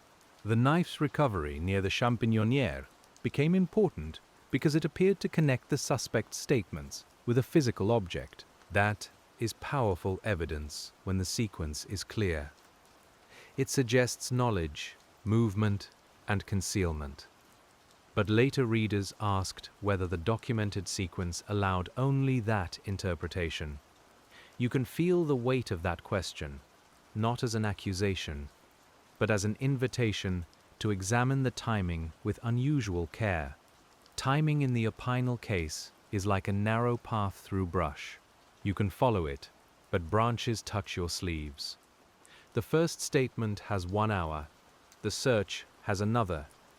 The report may be written later than the action it describes. An officer's memory may fill the space between. The patient reader keeps these differences visible because in old investigations, the space between event and record can become the most meaningful part of the page. You might place a clean sheet beside the file and write only times on it, no interpretations yet.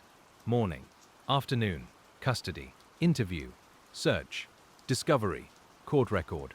Each entry would need its source, and each source would need its own age and reliability.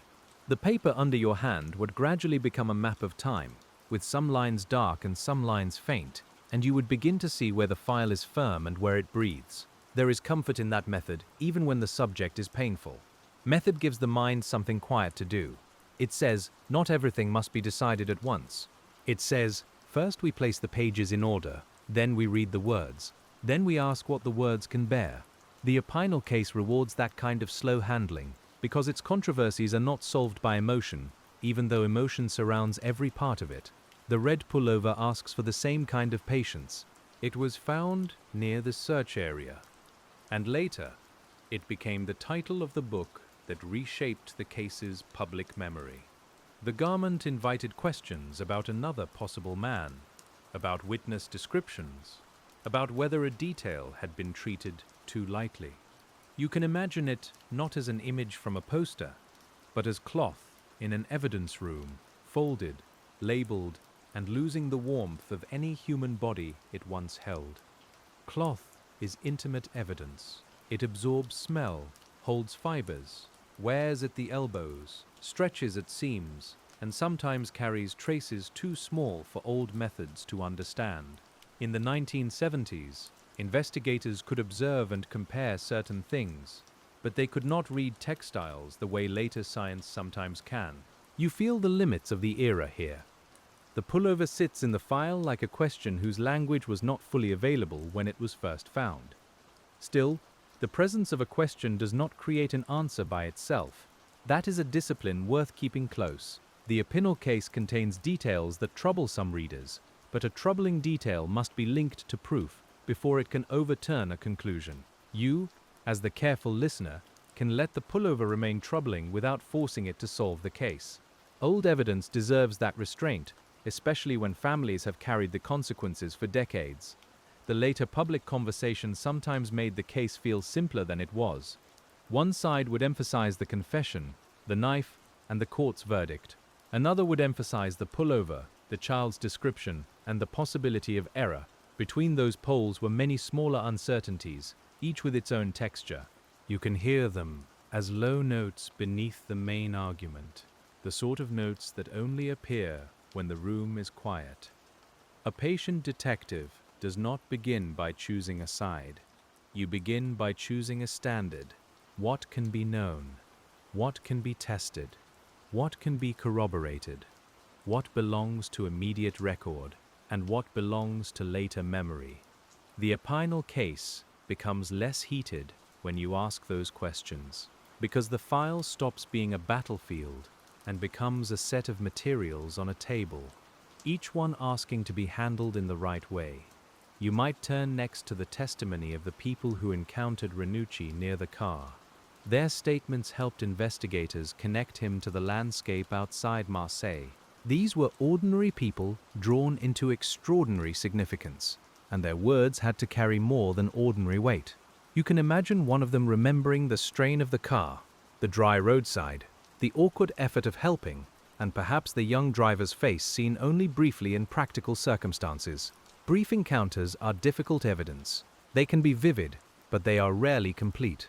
A person may remember posture more than clothing, or clothing more than words, or the feeling of something odd more than the detail that would later matter most. Investigators have to ask without making the witness feel foolish or accused. In the Opinel case, each such statement became part of a broader weave, useful but never independent of the rest. The younger brother's account from Saint-Agnès remains one of the most tender parts of the file. You read it with special care, because a child's memory is neither worthless nor simple. It can preserve striking details with startling clarity and miss things adults expect to be obvious.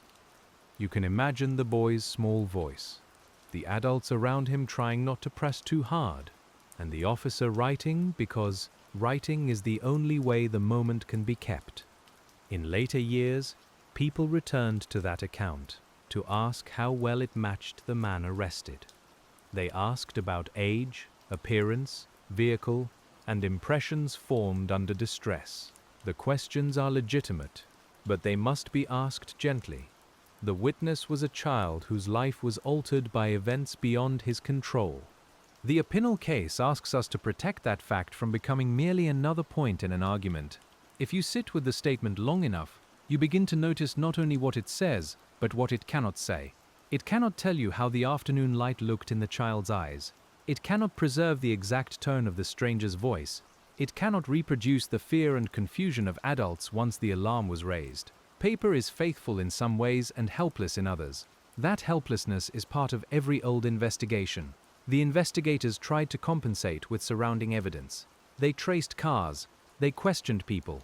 They compared movements. They searched areas connected by witness accounts and Ranucci's presence. This is how a case becomes a case, through the accumulation of small supports. You can hear the telephone calls, the footsteps in corridors, the snap of a folder opening, and the faint squeak of a chair as someone sits down to type another report. The Opinel case has that sound underneath it. The administrative sound of seriousness. Typewriters, stamps, file clips, keys, radios, tires on gravel, voices lowered in offices. None of it is cinematic in the usual sense. It is slower, more repetitive, and more human. A detective drinks coffee gone lukewarm. A clerk rubs ink from a fingertip. A magistrate reads a page twice because a word seems heavier the second time. The magistrate's role in the French system gives the file a structure different from cases in other countries. Investigation, judicial inquiry, and trial procedure move through their own formal channels, with examining magistrates and police work linked in ways that can feel unfamiliar to outside readers. You do not need to master every legal detail tonight. It is enough to understand that the Ranucci file passed through institutions designed to turn gathered facts into an official case. Those institutions leave marks on paper, stamps, signatures, formal phrases, dates written in the margin, requests, responses, expert reports, summaries. You can feel the texture of bureaucracy, not as coldness only, but as the system's attempt to remember accurately. It is imperfect because people are imperfect, yet without it, there would be only memory and rumor. The Opinel case lives in the tension between official memory and human doubt. A later reviewer may find the official language both helpful and frustrating. Helpful because it fixes certain events in place. Frustrating because it sometimes smooths over the mess of how those events unfolded. A report may say an item was discovered, but not fully capture the minutes before discovery. It may say a suspect indicated a place, but not preserve every prompt or gesture. The quiet reader learns to ask what the wording includes, and what it leaves just outside the frame. That is where accusations of error often begin, in the edge of the frame. A detail half seen, a procedure not described enough, a discrepancy between recollections. In the Opinel case, later debate gathered around such edges, and the edges became almost as famous as the center. You can picture them as frayed paper corners, touched again and again by people trying to lift the same page without tearing it. The family of Maria Dolores had to endure that repeated handling of the case in public. Every new article or book could reopen names, places, and arguments that were never abstract for them. You can hold that gently as you read. A society may need to examine a contested conviction, but examination can still hurt those whose grief is not theoretical. The patient narrator remembers that truth and keeps the voice low. Ranucci's family also lived inside the repeated return. His mother's insistence on innocence became part of the case's afterlife, and her grief moved through petitions and public statements. You can imagine her keeping documents in drawers, carrying dates in memory, and hearing her son's name spoken by strangers. The Opinel case, in this sense, became a place where two forms of mourning faced each other across an archive. Such cases do not allow easy compassion if compassion is reserved for only one side. They ask for a broader, steadier compassion, one that does not confuse sympathy with conclusion. You can care about Maria Dolores without deciding every contested point in advance. You can care about the possibility of judicial error without forgetting the child at the center. This balance is quiet, and it is difficult, but it is the only way to read with dignity. As the years went on, the case entered cultural memory through the phrase, "the red pullover," through discussions of capital punishment, and through recurring questions about the knife. Each phrase became a doorway. People entered through different doors and often found different rooms. The Opinel case door leads us especially toward physical evidence, because physical evidence seems at first to promise solidity. Yet even solid objects need interpretation. The knife's identity and naming show that clearly. A brand name can become shorthand in public speech, even when the official description is more specific or different. Once shorthand spreads, it can shape how listeners imagine the object. You might picture one kind of knife when the file means another. That small gap is not trivial. It reminds you that careful investigation begins with accurate description, even of objects that seem familiar. You can almost hear the evidence clerk's voice reading the description aloud, slowly, to make sure the record is correct. The room smells of dust and floor polish. A fluorescent light hums overhead. The object is not dramatic in the hand. It is metal, handle, mechanism, weight. The importance lies not in appearance but in relation. Where it was, how it was found, what was on it, what was said about it, and how the court understood it.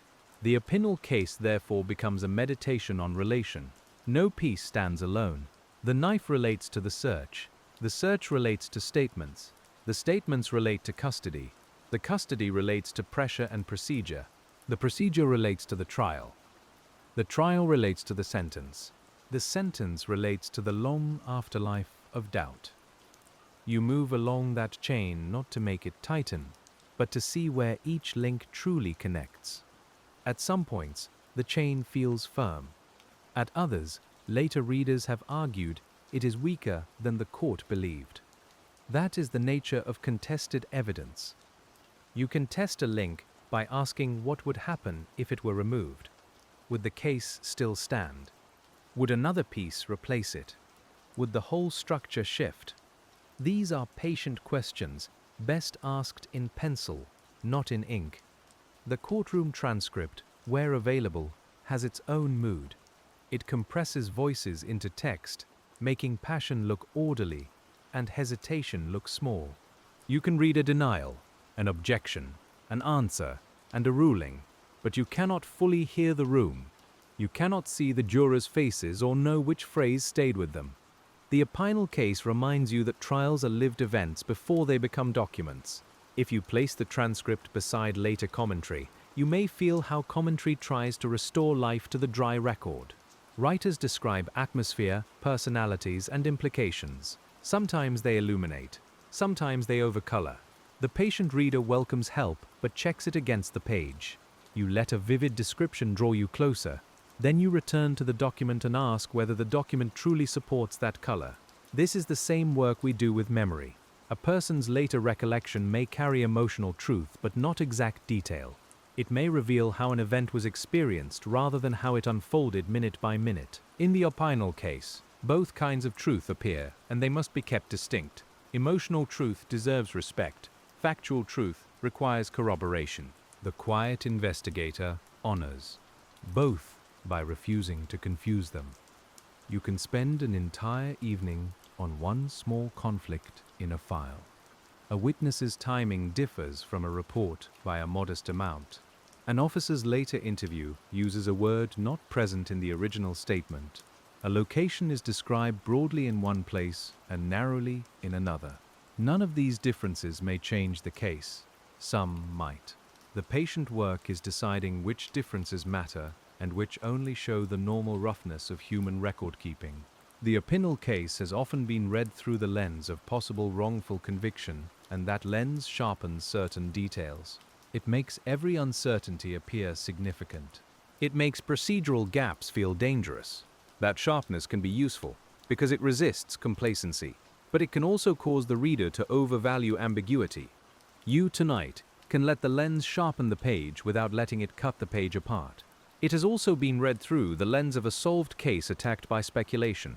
That lens sharpens other details: the confession, the recovered object, the route, the court's verdict. It reminds readers that doubt can grow beyond evidence when a case becomes symbolic. That warning matters too, but this lens can dull genuine concerns if it treats all questions as disloyalty. The patient reader lets neither lens own the whole file. Instead, you sit between them. The chair is wooden and slightly hard. The lamp is warm. The window beyond the desk shows only darkness and a faint reflection of papers. You hear your own breathing as you turn another sheet. The Opinel case is patient enough to allow this middle position because the file has already endured louder readings. It does not need us to shout at it tonight. The question of what investigators knew at each moment remains one of the most important. Hindsight lets us see the whole file spread out, but original investigators moved forward without that view. They did not know which later controversies would form. They did not know which object would become a symbol. They did not know which phrase in a report would be examined for decades. They made choices in sequence, under pressure, with partial information. To understand them, you have to read in sequence too, not from the verdict backward, but from the first alarm forward. Begin in Saint Agnès. Let the search widen. Let Ranucci's car appear through the accident and witness accounts. Let custody begin. Let statements be taken. Let the search near the Champignoniere unfold. Let the knife enter the file at the moment the record says it enters. Only then move toward trial. This forward reading can soften some apparent mysteries and sharpen others. It prevents the mind from placing later doubt too early in the story. It also reveals where the original investigation may have narrowed quickly. The Opinel case changes depending on whether you read it forward or backward, and a patient investigator does both, then notes where the two readings do not feel the same. Forward reading has sensory pace. You move from warm street to police office, from road dust to underground damp, from car interior to courtroom wood. Backward reading has archival pace. You move from controversy to verdict, from verdict to trial, from trial to evidence, from evidence to first statements. One feels like walking through events, the other feels like opening nested boxes. Tonight, we do a little of both, slowly enough that neither overwhelms the other. If you read forward from the first day, the urgency is unmistakable. A child is missing, and every passing hour matters. Officers ask questions with a purpose that cannot wait. Searchers go where clues point.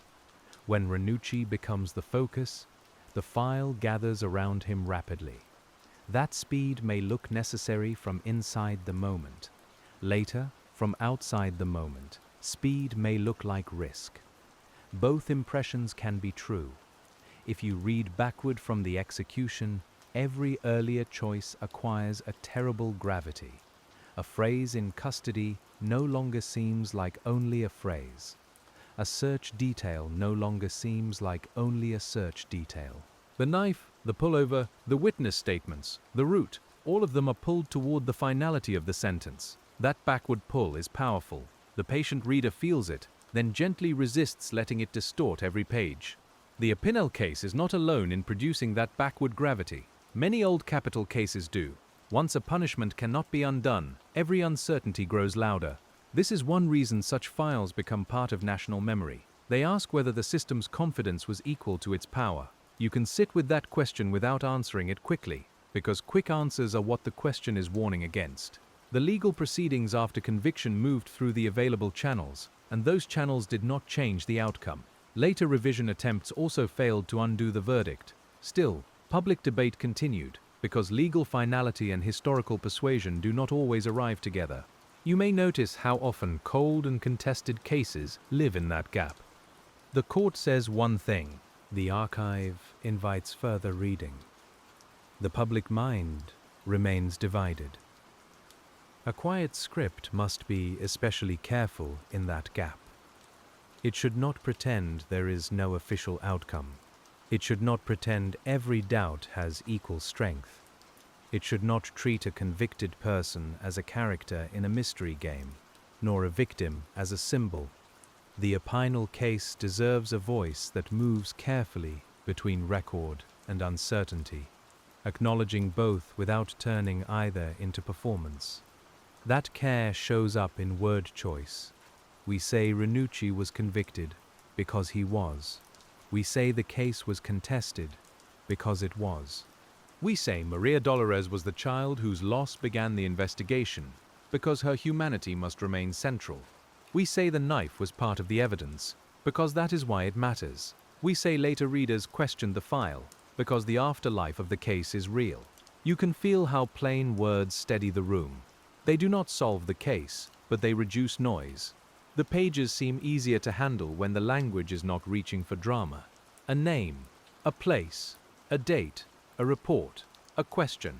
The Opinel case has carried enough intensity already. It can be read tonight in a voice low enough for the sleeping mind to trust.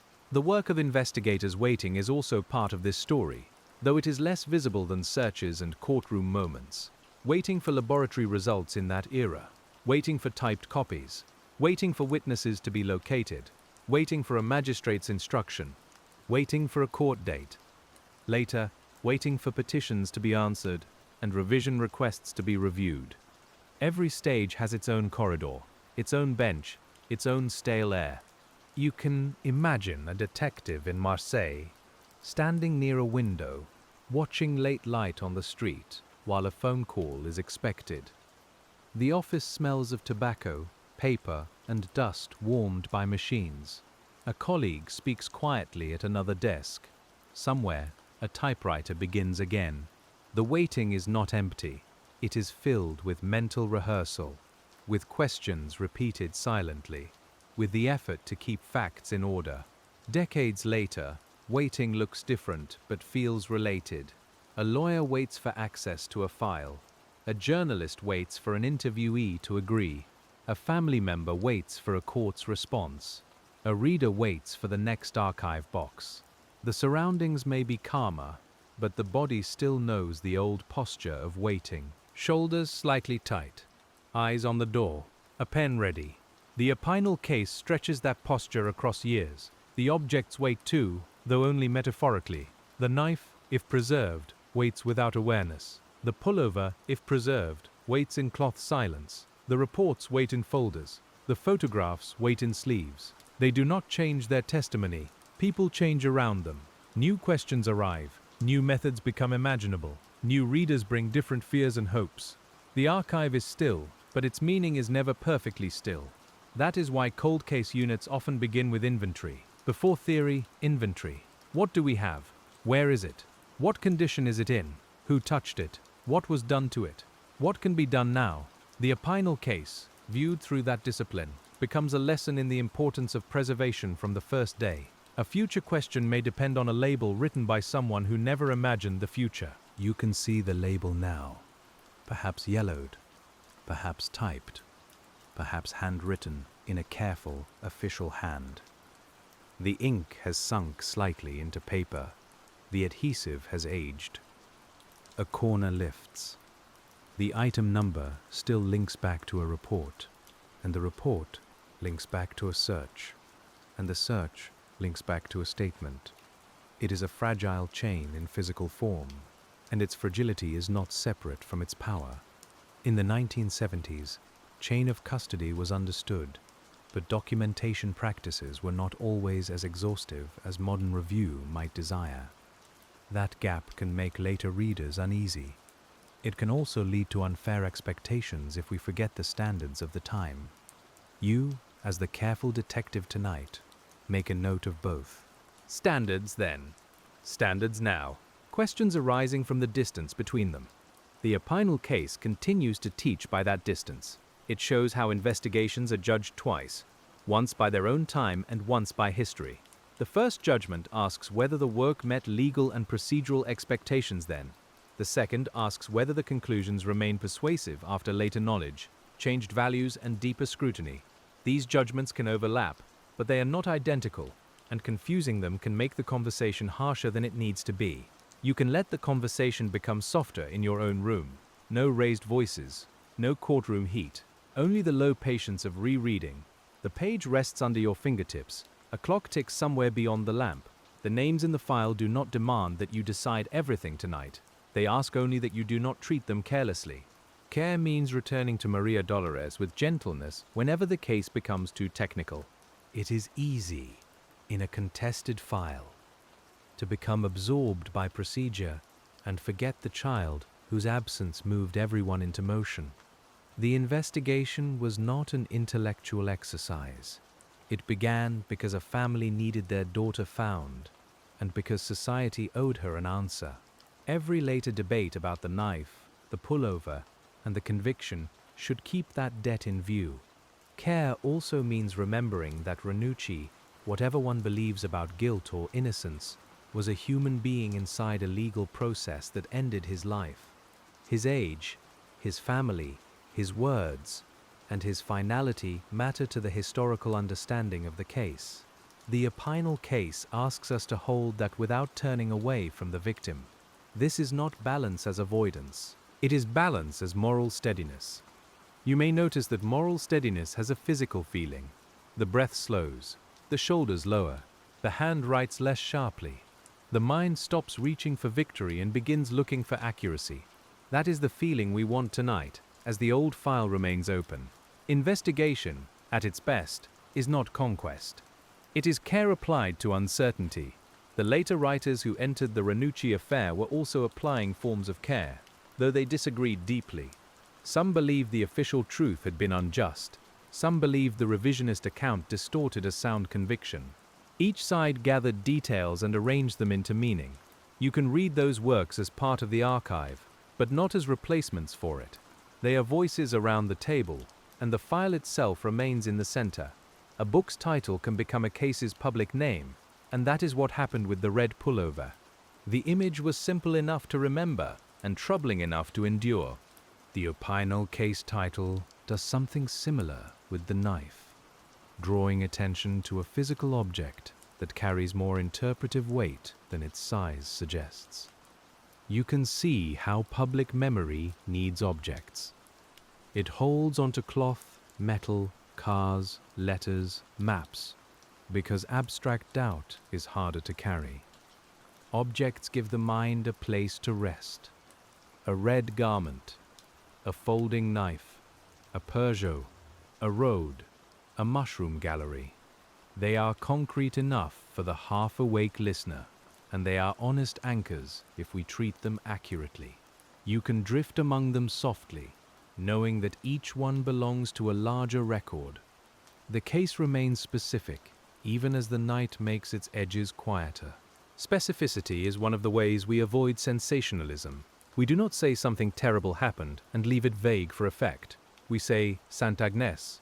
We say the 3rd of June 1974. We say Christian Ranucci. We say Maria Dolores Rambla. We say Pépin, the champignonnière, the knife, the red pullover, and Aix-en-Provence. The names steady the telling, and steadiness lets the listener rest. The trial in Aix-en-Provence compressed much of that specificity into argument. The physical journey became a legal journey. Marseille entered the courtroom through testimony. Pépin entered through witnesses. The Champignonnière entered through reports. The knife entered through evidence. The pullover entered through dispute. You can imagine each place arriving as paper, each object arriving as description, each memory arriving in a voice shaped by procedure. Courtrooms do not reproduce reality. They make a disciplined version of it. That version may be the best a society can do, but it is still a version.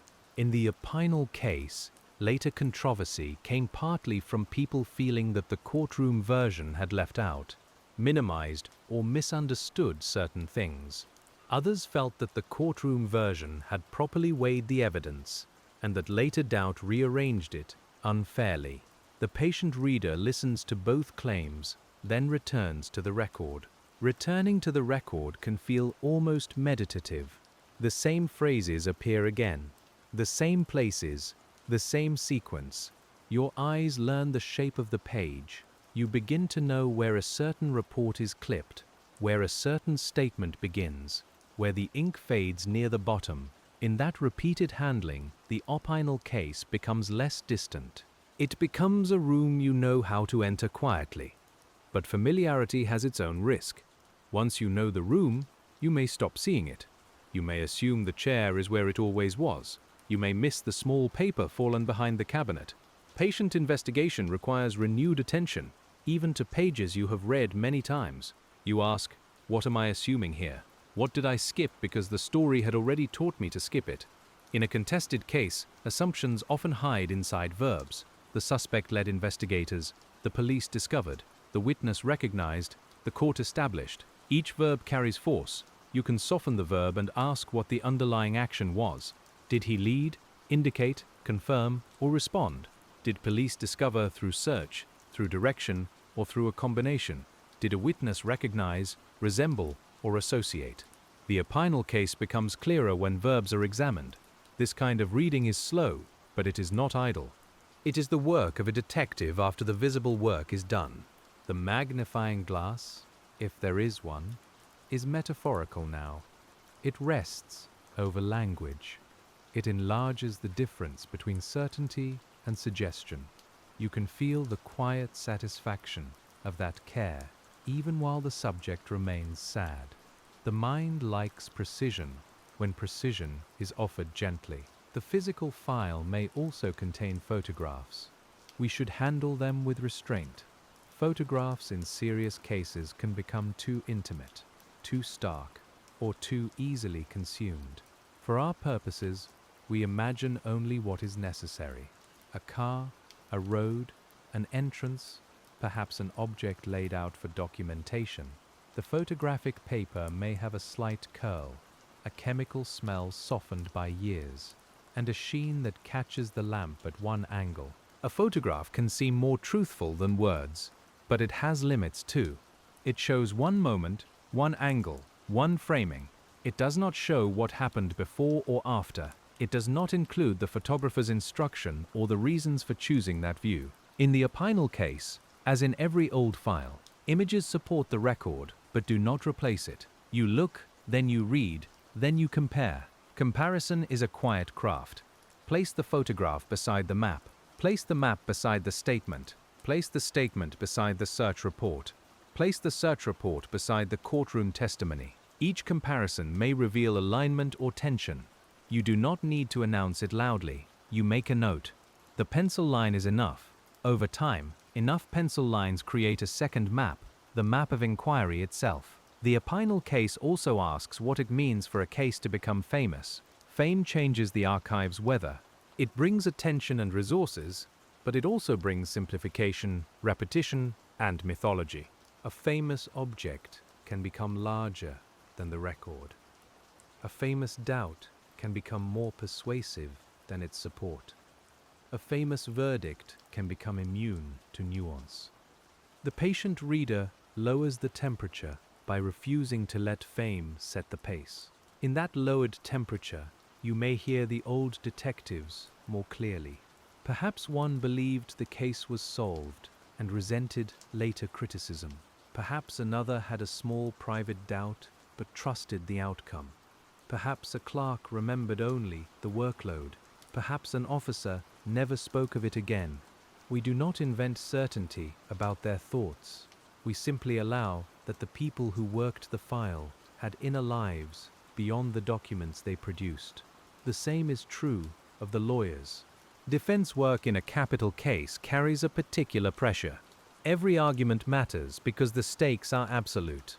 A lawyer must find doubt, preserve objections, speak for a client against the force of the state, and do so inside rules that may leave little room for later repair. You can imagine the fatigue after court, the collar loosened, the briefcase heavy, the mind replaying one question that might have been asked differently. Prosecution work carries its own moral burden. To present a case that may lead to death is not a simple administrative act. It requires confidence that the evidence justifies the charge and the penalty available under law. Later readers may question that confidence, but we should not assume it was lightly held. In the Opinel case, everyone inside the courtroom was operating in a legal world that later France would choose to leave behind. That historical change makes the file feel both near and far. 1974 is recent enough for photographs, cars, and voices to feel modern. It is distant enough that forensic tools, interviewing practices, and punishment seem shaped by another moral climate. You can feel that distance in the paper itself, in the typeface, the formal phrasing, the absence of digital timestamps. The past is familiar in outline and different in touch. As night moves on, the case becomes a study in thresholds. The threshold between witness memory and evidence. The threshold between evidence and proof. The threshold between proof and punishment. The threshold between legal closure and public doubt. The Opinel case sits at each of these doors, and you pass through them slowly, hearing the soft click of one latch before reaching the next. At the threshold of witness memory, you find fragility. At the threshold of physical evidence, you find procedure. At the threshold of courtroom proof, you find rhetoric and law. At the threshold of punishment, you find irreversible consequence. At the threshold of later doubt, you find archives, books, and people who cannot stop asking. This is not a list to wake the listener. It is a slow corridor, and each doorway has its own air. The air at Saint Agnès is warm and domestic, full of street sounds and ordinary afternoon life. The air near the road is dusty and practical, carrying engines and voices. The air at the Champignonnière is cool, damp, and mineral. The air in court is formal, close, and expectant. The air in the archive is dry, still, and faintly stale. You can move among these atmospheres as the file moves among them, letting place keep the narrative grounded. The Opinel case needs that grounding because its public debate can easily become abstract. Was the conviction sound? Was the investigation flawed? Was the death penalty wrongly applied? These are necessary questions, but they float unless tied back to details. So we keep touching the ground. A child's neighborhood, a car's dent, a road near Paypin, a garment found apart from the main story, a knife recovered in a search, a page stamped and filed. Grounding also helps the sleeping mind. It gives the listener something solid but not alarming. The feel of folder paper, the smell of rain on an archive window, the weight of a legal volume, the hum of a fluorescent tube. The soft resistance of a map fold, the case becomes a quiet room rather than a chase, and the listener can remain inside it without fear.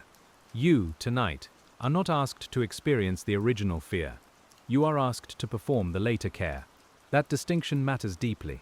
The channel's work is not to recreate panic or grief. It is to sit with the patient human effort to understand what happened, what was proved, and what remained unsettled. The Opinel case gives that effort a clear shape, because it moved from urgent investigation to decades of review. Decades have a sound too, though it is faint. They sound like paper aging, like names repeated in different voices, like legal terms changing their emotional color. They sound like a television documentary playing in another room years after the trial, while someone who remembers the original headlines sits very still. They sound like a young reader discovering the case long after everyone first involved has grown older. A young reader may come to the Opinel case through the red pullover, or through a discussion of the death penalty, or through the question of the knife. They may believe, at first, that one detail will solve their view of everything. Then the file complicates that belief. Another detail appears, then another. The case teaches them that serious investigation is rarely the discovery of one key. It is the testing of many locks. Some locks open, others resist. The witness accounts open part of the route. The car opens part of the suspect's movement. The knife opens part of the prosecution's logic. The pullover opens part of the doubt. The confession opens one door and closes another, depending on how you read its conditions. You do not need to walk through all of them tonight. You can stand in the hallway and notice how many doors there are. The hallway image is useful because old cases are architectural. They have rooms added later, corridors built by appeals, annexes created by books, locked cabinets of sealed evidence, and windows opened by new methods. The original investigation is the foundation, but the public memory builds upward from it. In the Opinel case, some later rooms are sturdy, some speculative, and some emotionally necessary even when legally weak. A patient reviewer marks those differences. This argument rests on a contemporaneous report. That one rests on later memory. This claim is supported by multiple sources. That one is a possibility without corroboration. This discrepancy is material. That one may be ordinary variation.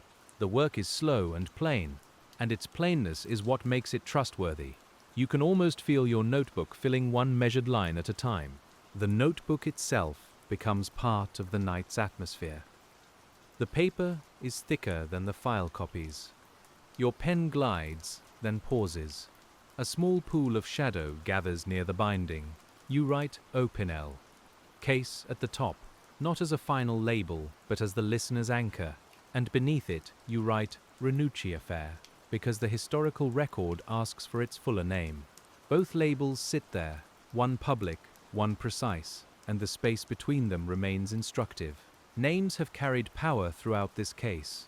Maria Dolores Rambla's name calls the investigation back to its human purpose. Christian Ranucci's name calls it back to the accused and convicted man. Gilles Perrault's name calls it into the realm of later public doubt. Places do similar work. Marseille, Pépin, Aix-en-Provence, Beaumetz. Each name steadies the story against vagueness and reminds you that this happened in real rooms and real streets. Real streets change. That is worth remembering again. If you visited Saint Agnes many years later, the pavement, traffic, buildings, and people might not match the file's world. Yet place can still hold an echo, especially for those who know what happened there. The Opinel case belongs to a geography that has kept living beyond the case, and that continuing life is quietly moving. The world does not freeze because a file is opened. The same is true of Marseille.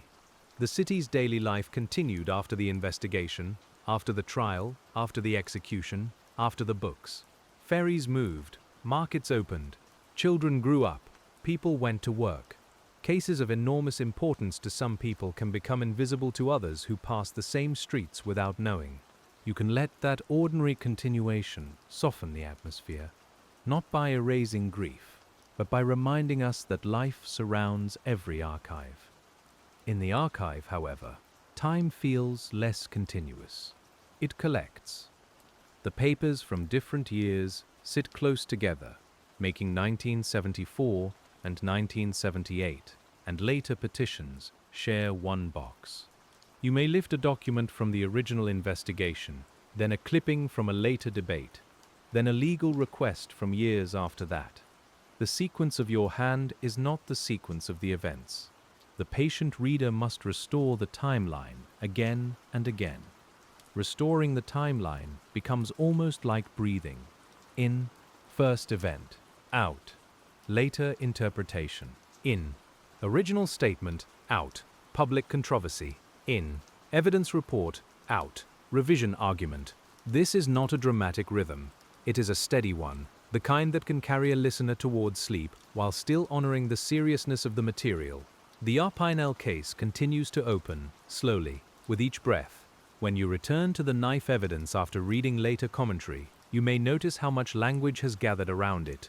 Words like hidden, discovered, indicated, planted, confirmed, disputed, and misunderstood may appear in different accounts. Each word tries to pull the object in a direction. The patient investigator sets the words aside for a moment and asks for the bare sequence again. Where, when, by whom, recorded how, tested how, presented how. This stripping back is not cold, it is kind. It protects the people in the file from our desire to make the story fit our feelings. The Opinel case has been carried by strong feelings for a long time, and feelings can preserve attention when institutions would prefer forgetting. But feelings need the ballast of record. Without ballast, the case drifts into myth, and myth rarely treats real people well. The red pullover underwent a similar transformation into myth and countermyth. For some, it represented the unanswered possibility of another man. For others, it represented the danger of overvaluing an unrelated object. You can hold the garment in neither extreme for a while. Let it be cloth found in a place, entered into a file, argued over later, and never quite emptied of unease. That is already enough. The Opinel case is full of enough. Enough to convict, according to the court. Enough to doubt, according to critics. Enough to grieve beyond any legal argument. Enough to return, decade after decade. The word carries different meanings depending on who says it. You can hear those meanings quietly, like voices from different rooms, and you do not have to invite them to argue tonight. Instead, we follow the patient movement of the review. You open the next bundle. Perhaps it contains correspondence about a revision request. The paper is newer than the original reports, smoother, brighter, but already aging. The tone is formal. The arguments refer backward, citing pages that refer to earlier pages. A contested case becomes recursive in this way, always pointing back to itself, always asking the archive to verify the archive. Legal petitions often have a careful architecture. They state the procedural posture. They identify claimed errors or new facts. They cite prior rulings. They ask for relief. Inside that formal architecture, human urgency persists, but it is disciplined into legal language. You can feel the strain of that discipline in a case like Ranucci's, where emotion would be immense, but the court requires a particular kind of speech. The court's responses have their own restraint. They may reject, decline, or find insufficient grounds. Such language can feel cold to those who have waited years. Yet courts speak that way because legal systems depend on categories: new fact, serious doubt, admissibility, finality. The Opinel case passes through those categories, and the categories shape what can be heard officially, even when public conversation hears more. This difference between official hearing and public hearing can be painful. A family or advocate may feel they have found something important, while the court sees no legally sufficient basis to reopen. The result is not necessarily proof that one side is careless. It may show that law and moral unease measure different things. You can write that in your notebook too, slowly, because it applies to many old cases, and not only this one. In the late hours, the file's emotional temperature may lower enough for you to notice craft, the craft of interviewing, the craft of searching, the craft of evidence logging, the craft of legal argument, the craft of public storytelling. Each craft has standards, habits, and failures. The Opinel case is a study in how those crafts interact, sometimes supporting one another, sometimes leaving spaces between them where doubt can gather. Interviewing is especially delicate. A good interviewer does not merely collect words. They create conditions in which accurate words can emerge. They avoid feeding details. They notice fatigue. They preserve exact phrasing where possible. In the 1970s, formal awareness of these issues differed from today's standards. When we read Ranucci's statements now, we should remember both the importance of what was recorded and the questions modern readers bring to how it was obtained. Searchcraft is different. It depends on terrain, time, manpower, information, and persistence. Near the Champignonnière, searchers worked in a physical environment that could conceal small objects. A metal detector, if used, would have its own slow rhythm, sweep after sweep, sound after sound. You can hear the machine faintly, feel the ground uneven underfoot, and smell damp earth rising where the surface is disturbed. Evidence logging is quieter still. Once an object is found, the excitement, if there is any, must become procedure. Describe it, mark it, preserve it, link it to the location, ensure later testimony can explain the process. The Opinel case shows why this moment matters so much. Years later, when emotion and memory have shifted, the label and report may be the main bridge back to the act of discovery. Legal argument then translates the object into meaning. The prosecution says what the object proves. The defense says what it does not prove, or why the proof is uncertain. The judge decides what the court may consider. The jury weighs. The object remains physically the same, but its legal identity changes with each sentence spoken about it. You can feel how a simple knife becomes a complex event once language surrounds it. Public storytelling translates it again. A writer chooses where to introduce the knife, how to describe it, how much doubt to place nearby, and which emotional frame will guide the reader. That is why tonight's script keeps returning to method. We are telling a story too, and a responsible story must show its own caution through the way it handles facts. The Opinel case deserves no less. Caution does not mean emptiness. It does not mean refusing atmosphere. You can still describe the archive's chill, the grain of a wooden courtroom rail, the sound of tires on a rural road, and the dry whisper of a file page turning. Sensory detail is not sensational when it serves patience. It helps the listener stay grounded in the human world where the investigation unfolded, and where its records were later kept. The human world includes fatigue. Investigators become tired, lawyers become tired, families become tired. Even advocates can tire of repeating the same point to people who do not hear it. The Opinel case lasted long enough in public memory that fatigue became part of its atmosphere. Yet fatigue did not end the questions. It only made them quieter, more worn, and sometimes more stubborn. A tired question can still be important. Was the timeline complete? Was the confession reliable? Was the knife recovery documented clearly enough? Was the red pullover properly understood? Did the court hear and weigh the uncertainties adequately? These questions have been asked many times, and repetition can make them feel less alive. But when you return to the file at night, each one can become fresh again, because the paper does not know how many times it has been read. The Opinel case also reminds us that some answers are procedural rather than emotional. A court may say, the threshold for revision has not been met. That is an answer of law. It may not satisfy a person seeking moral certainty.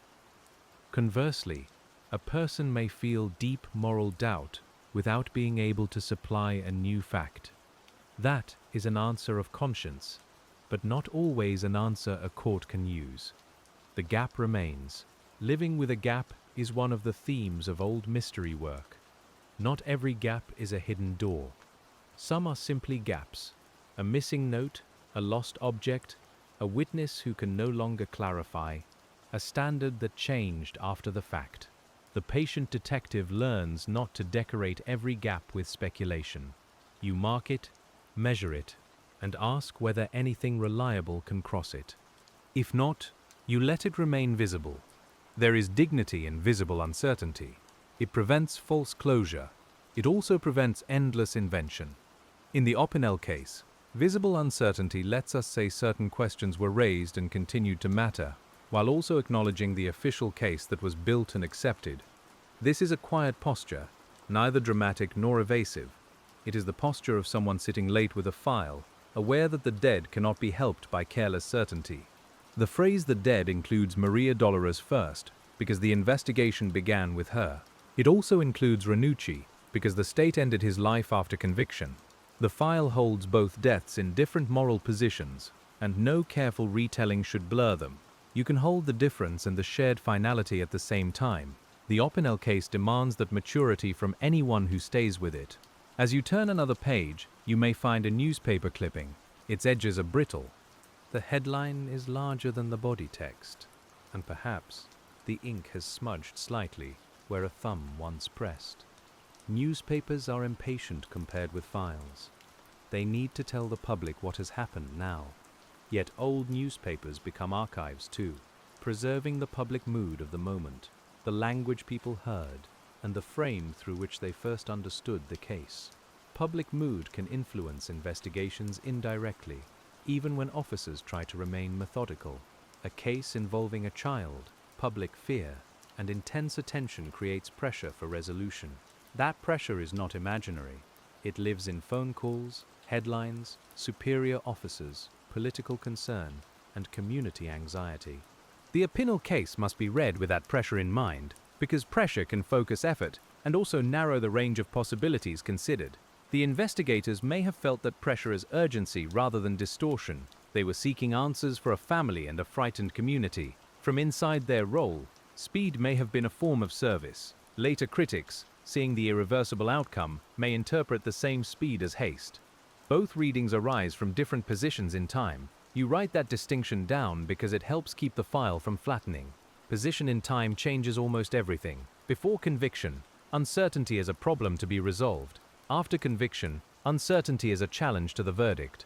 After execution, uncertainty becomes a moral wound. After abolition, uncertainty becomes historical warning. After decades, uncertainty becomes an archive.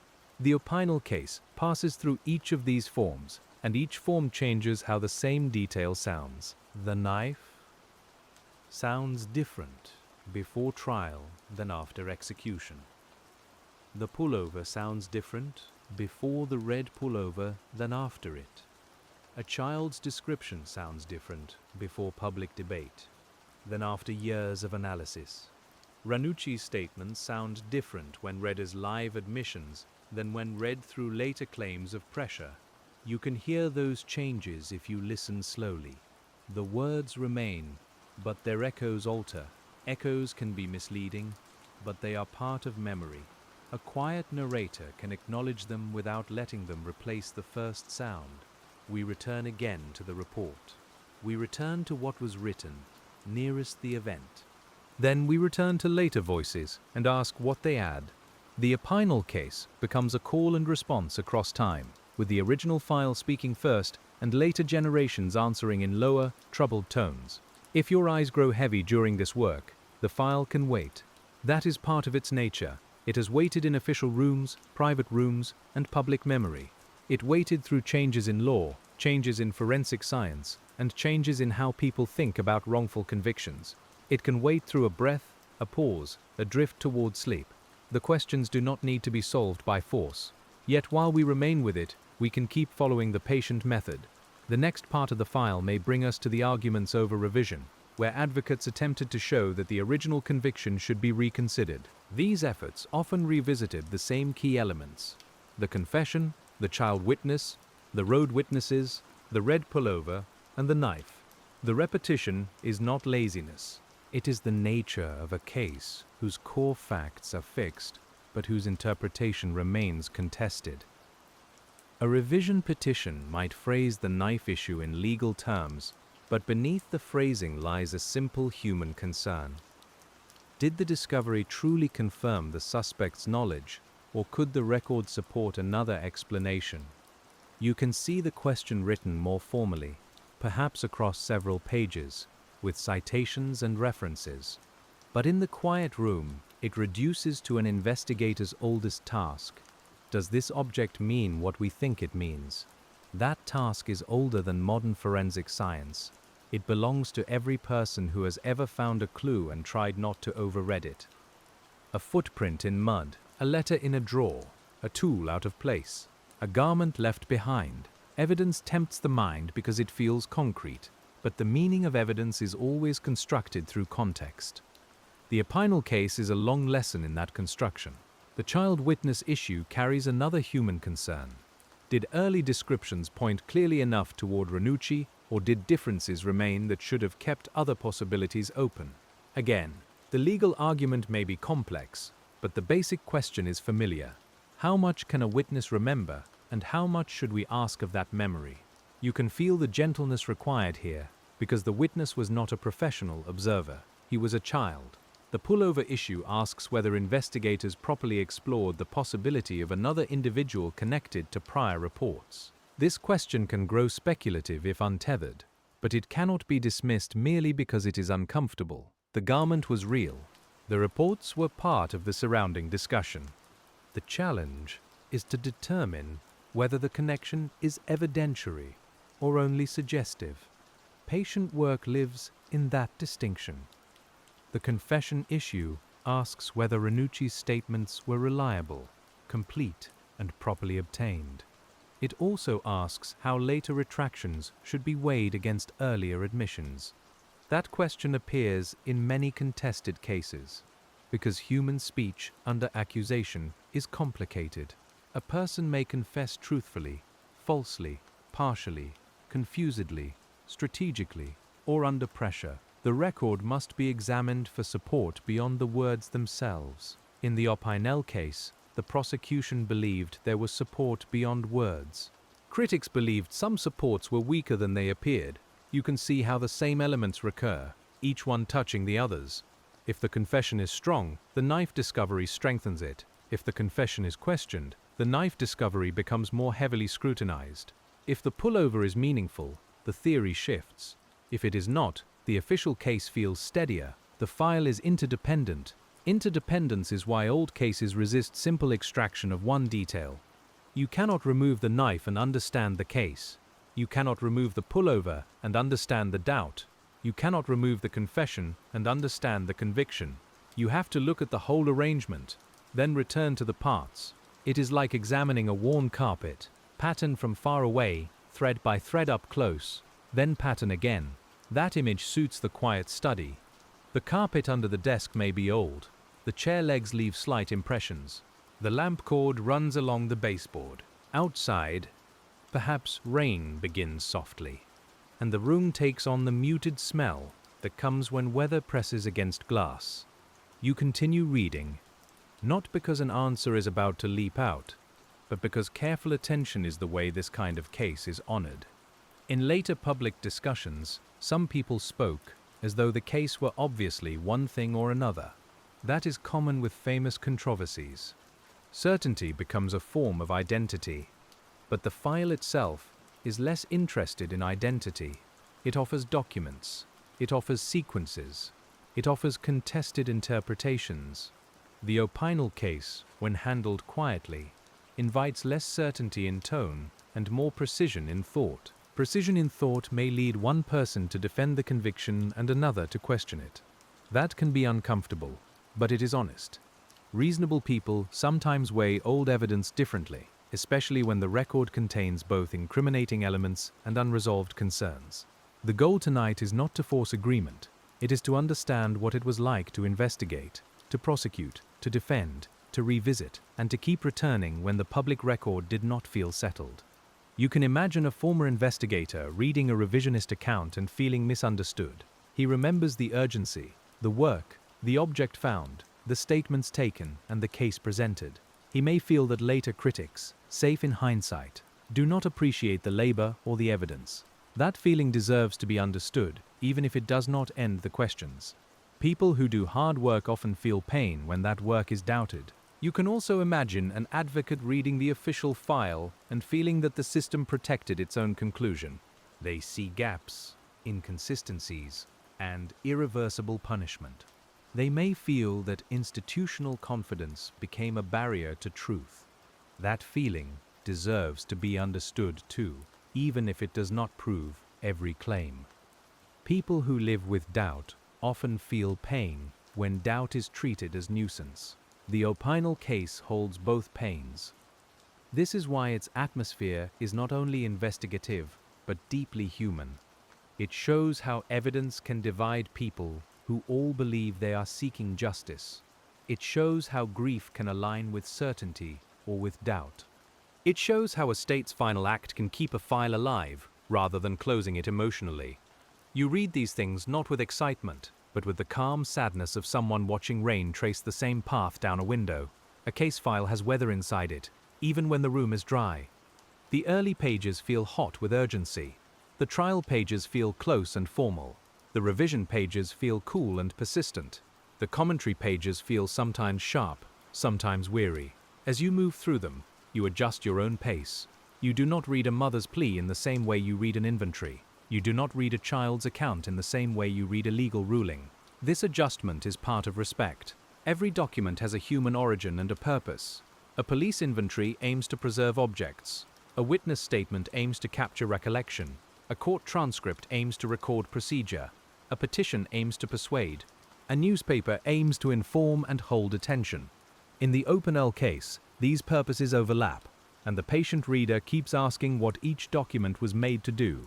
When a document persuades beyond its purpose, caution is needed.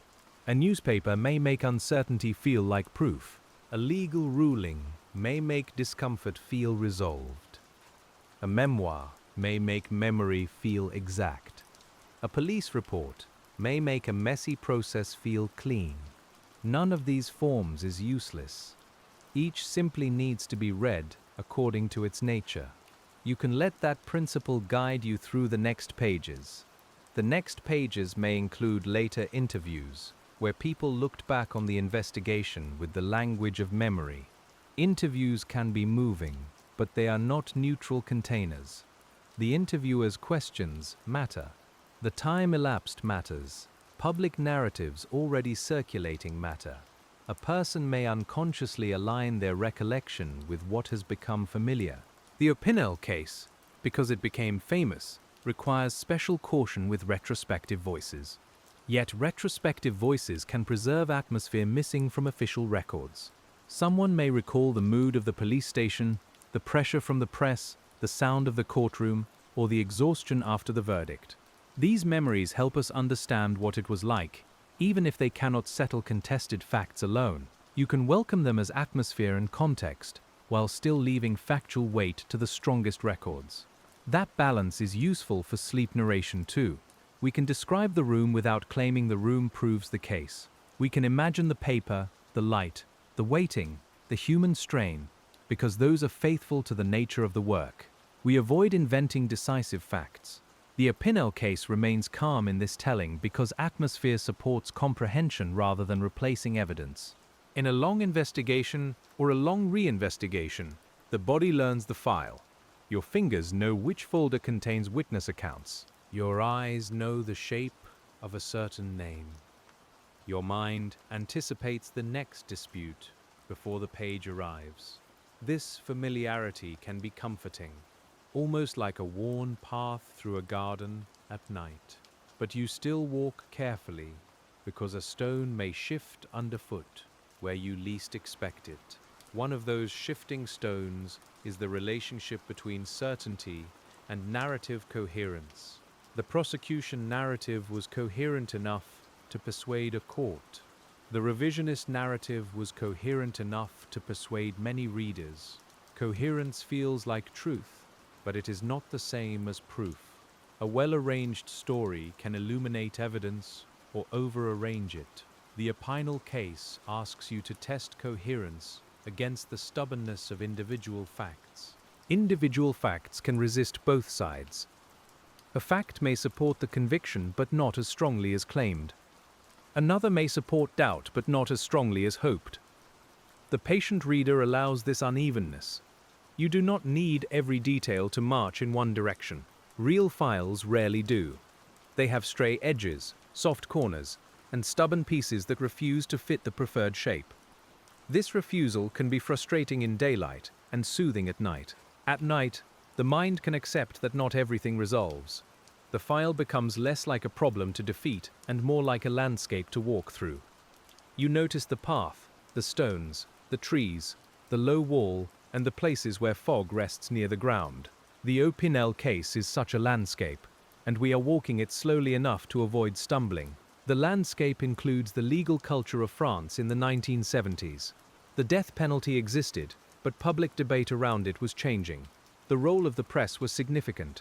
Judicial procedure had its own rhythms and expectations.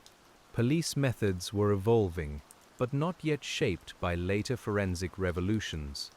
To investigate, then, was to work within those conditions, not ours. You keep that historical air in the room, because without it, the file becomes anachronistic. Anachronism is a quiet danger. It lets modern readers feel smarter than the past too easily.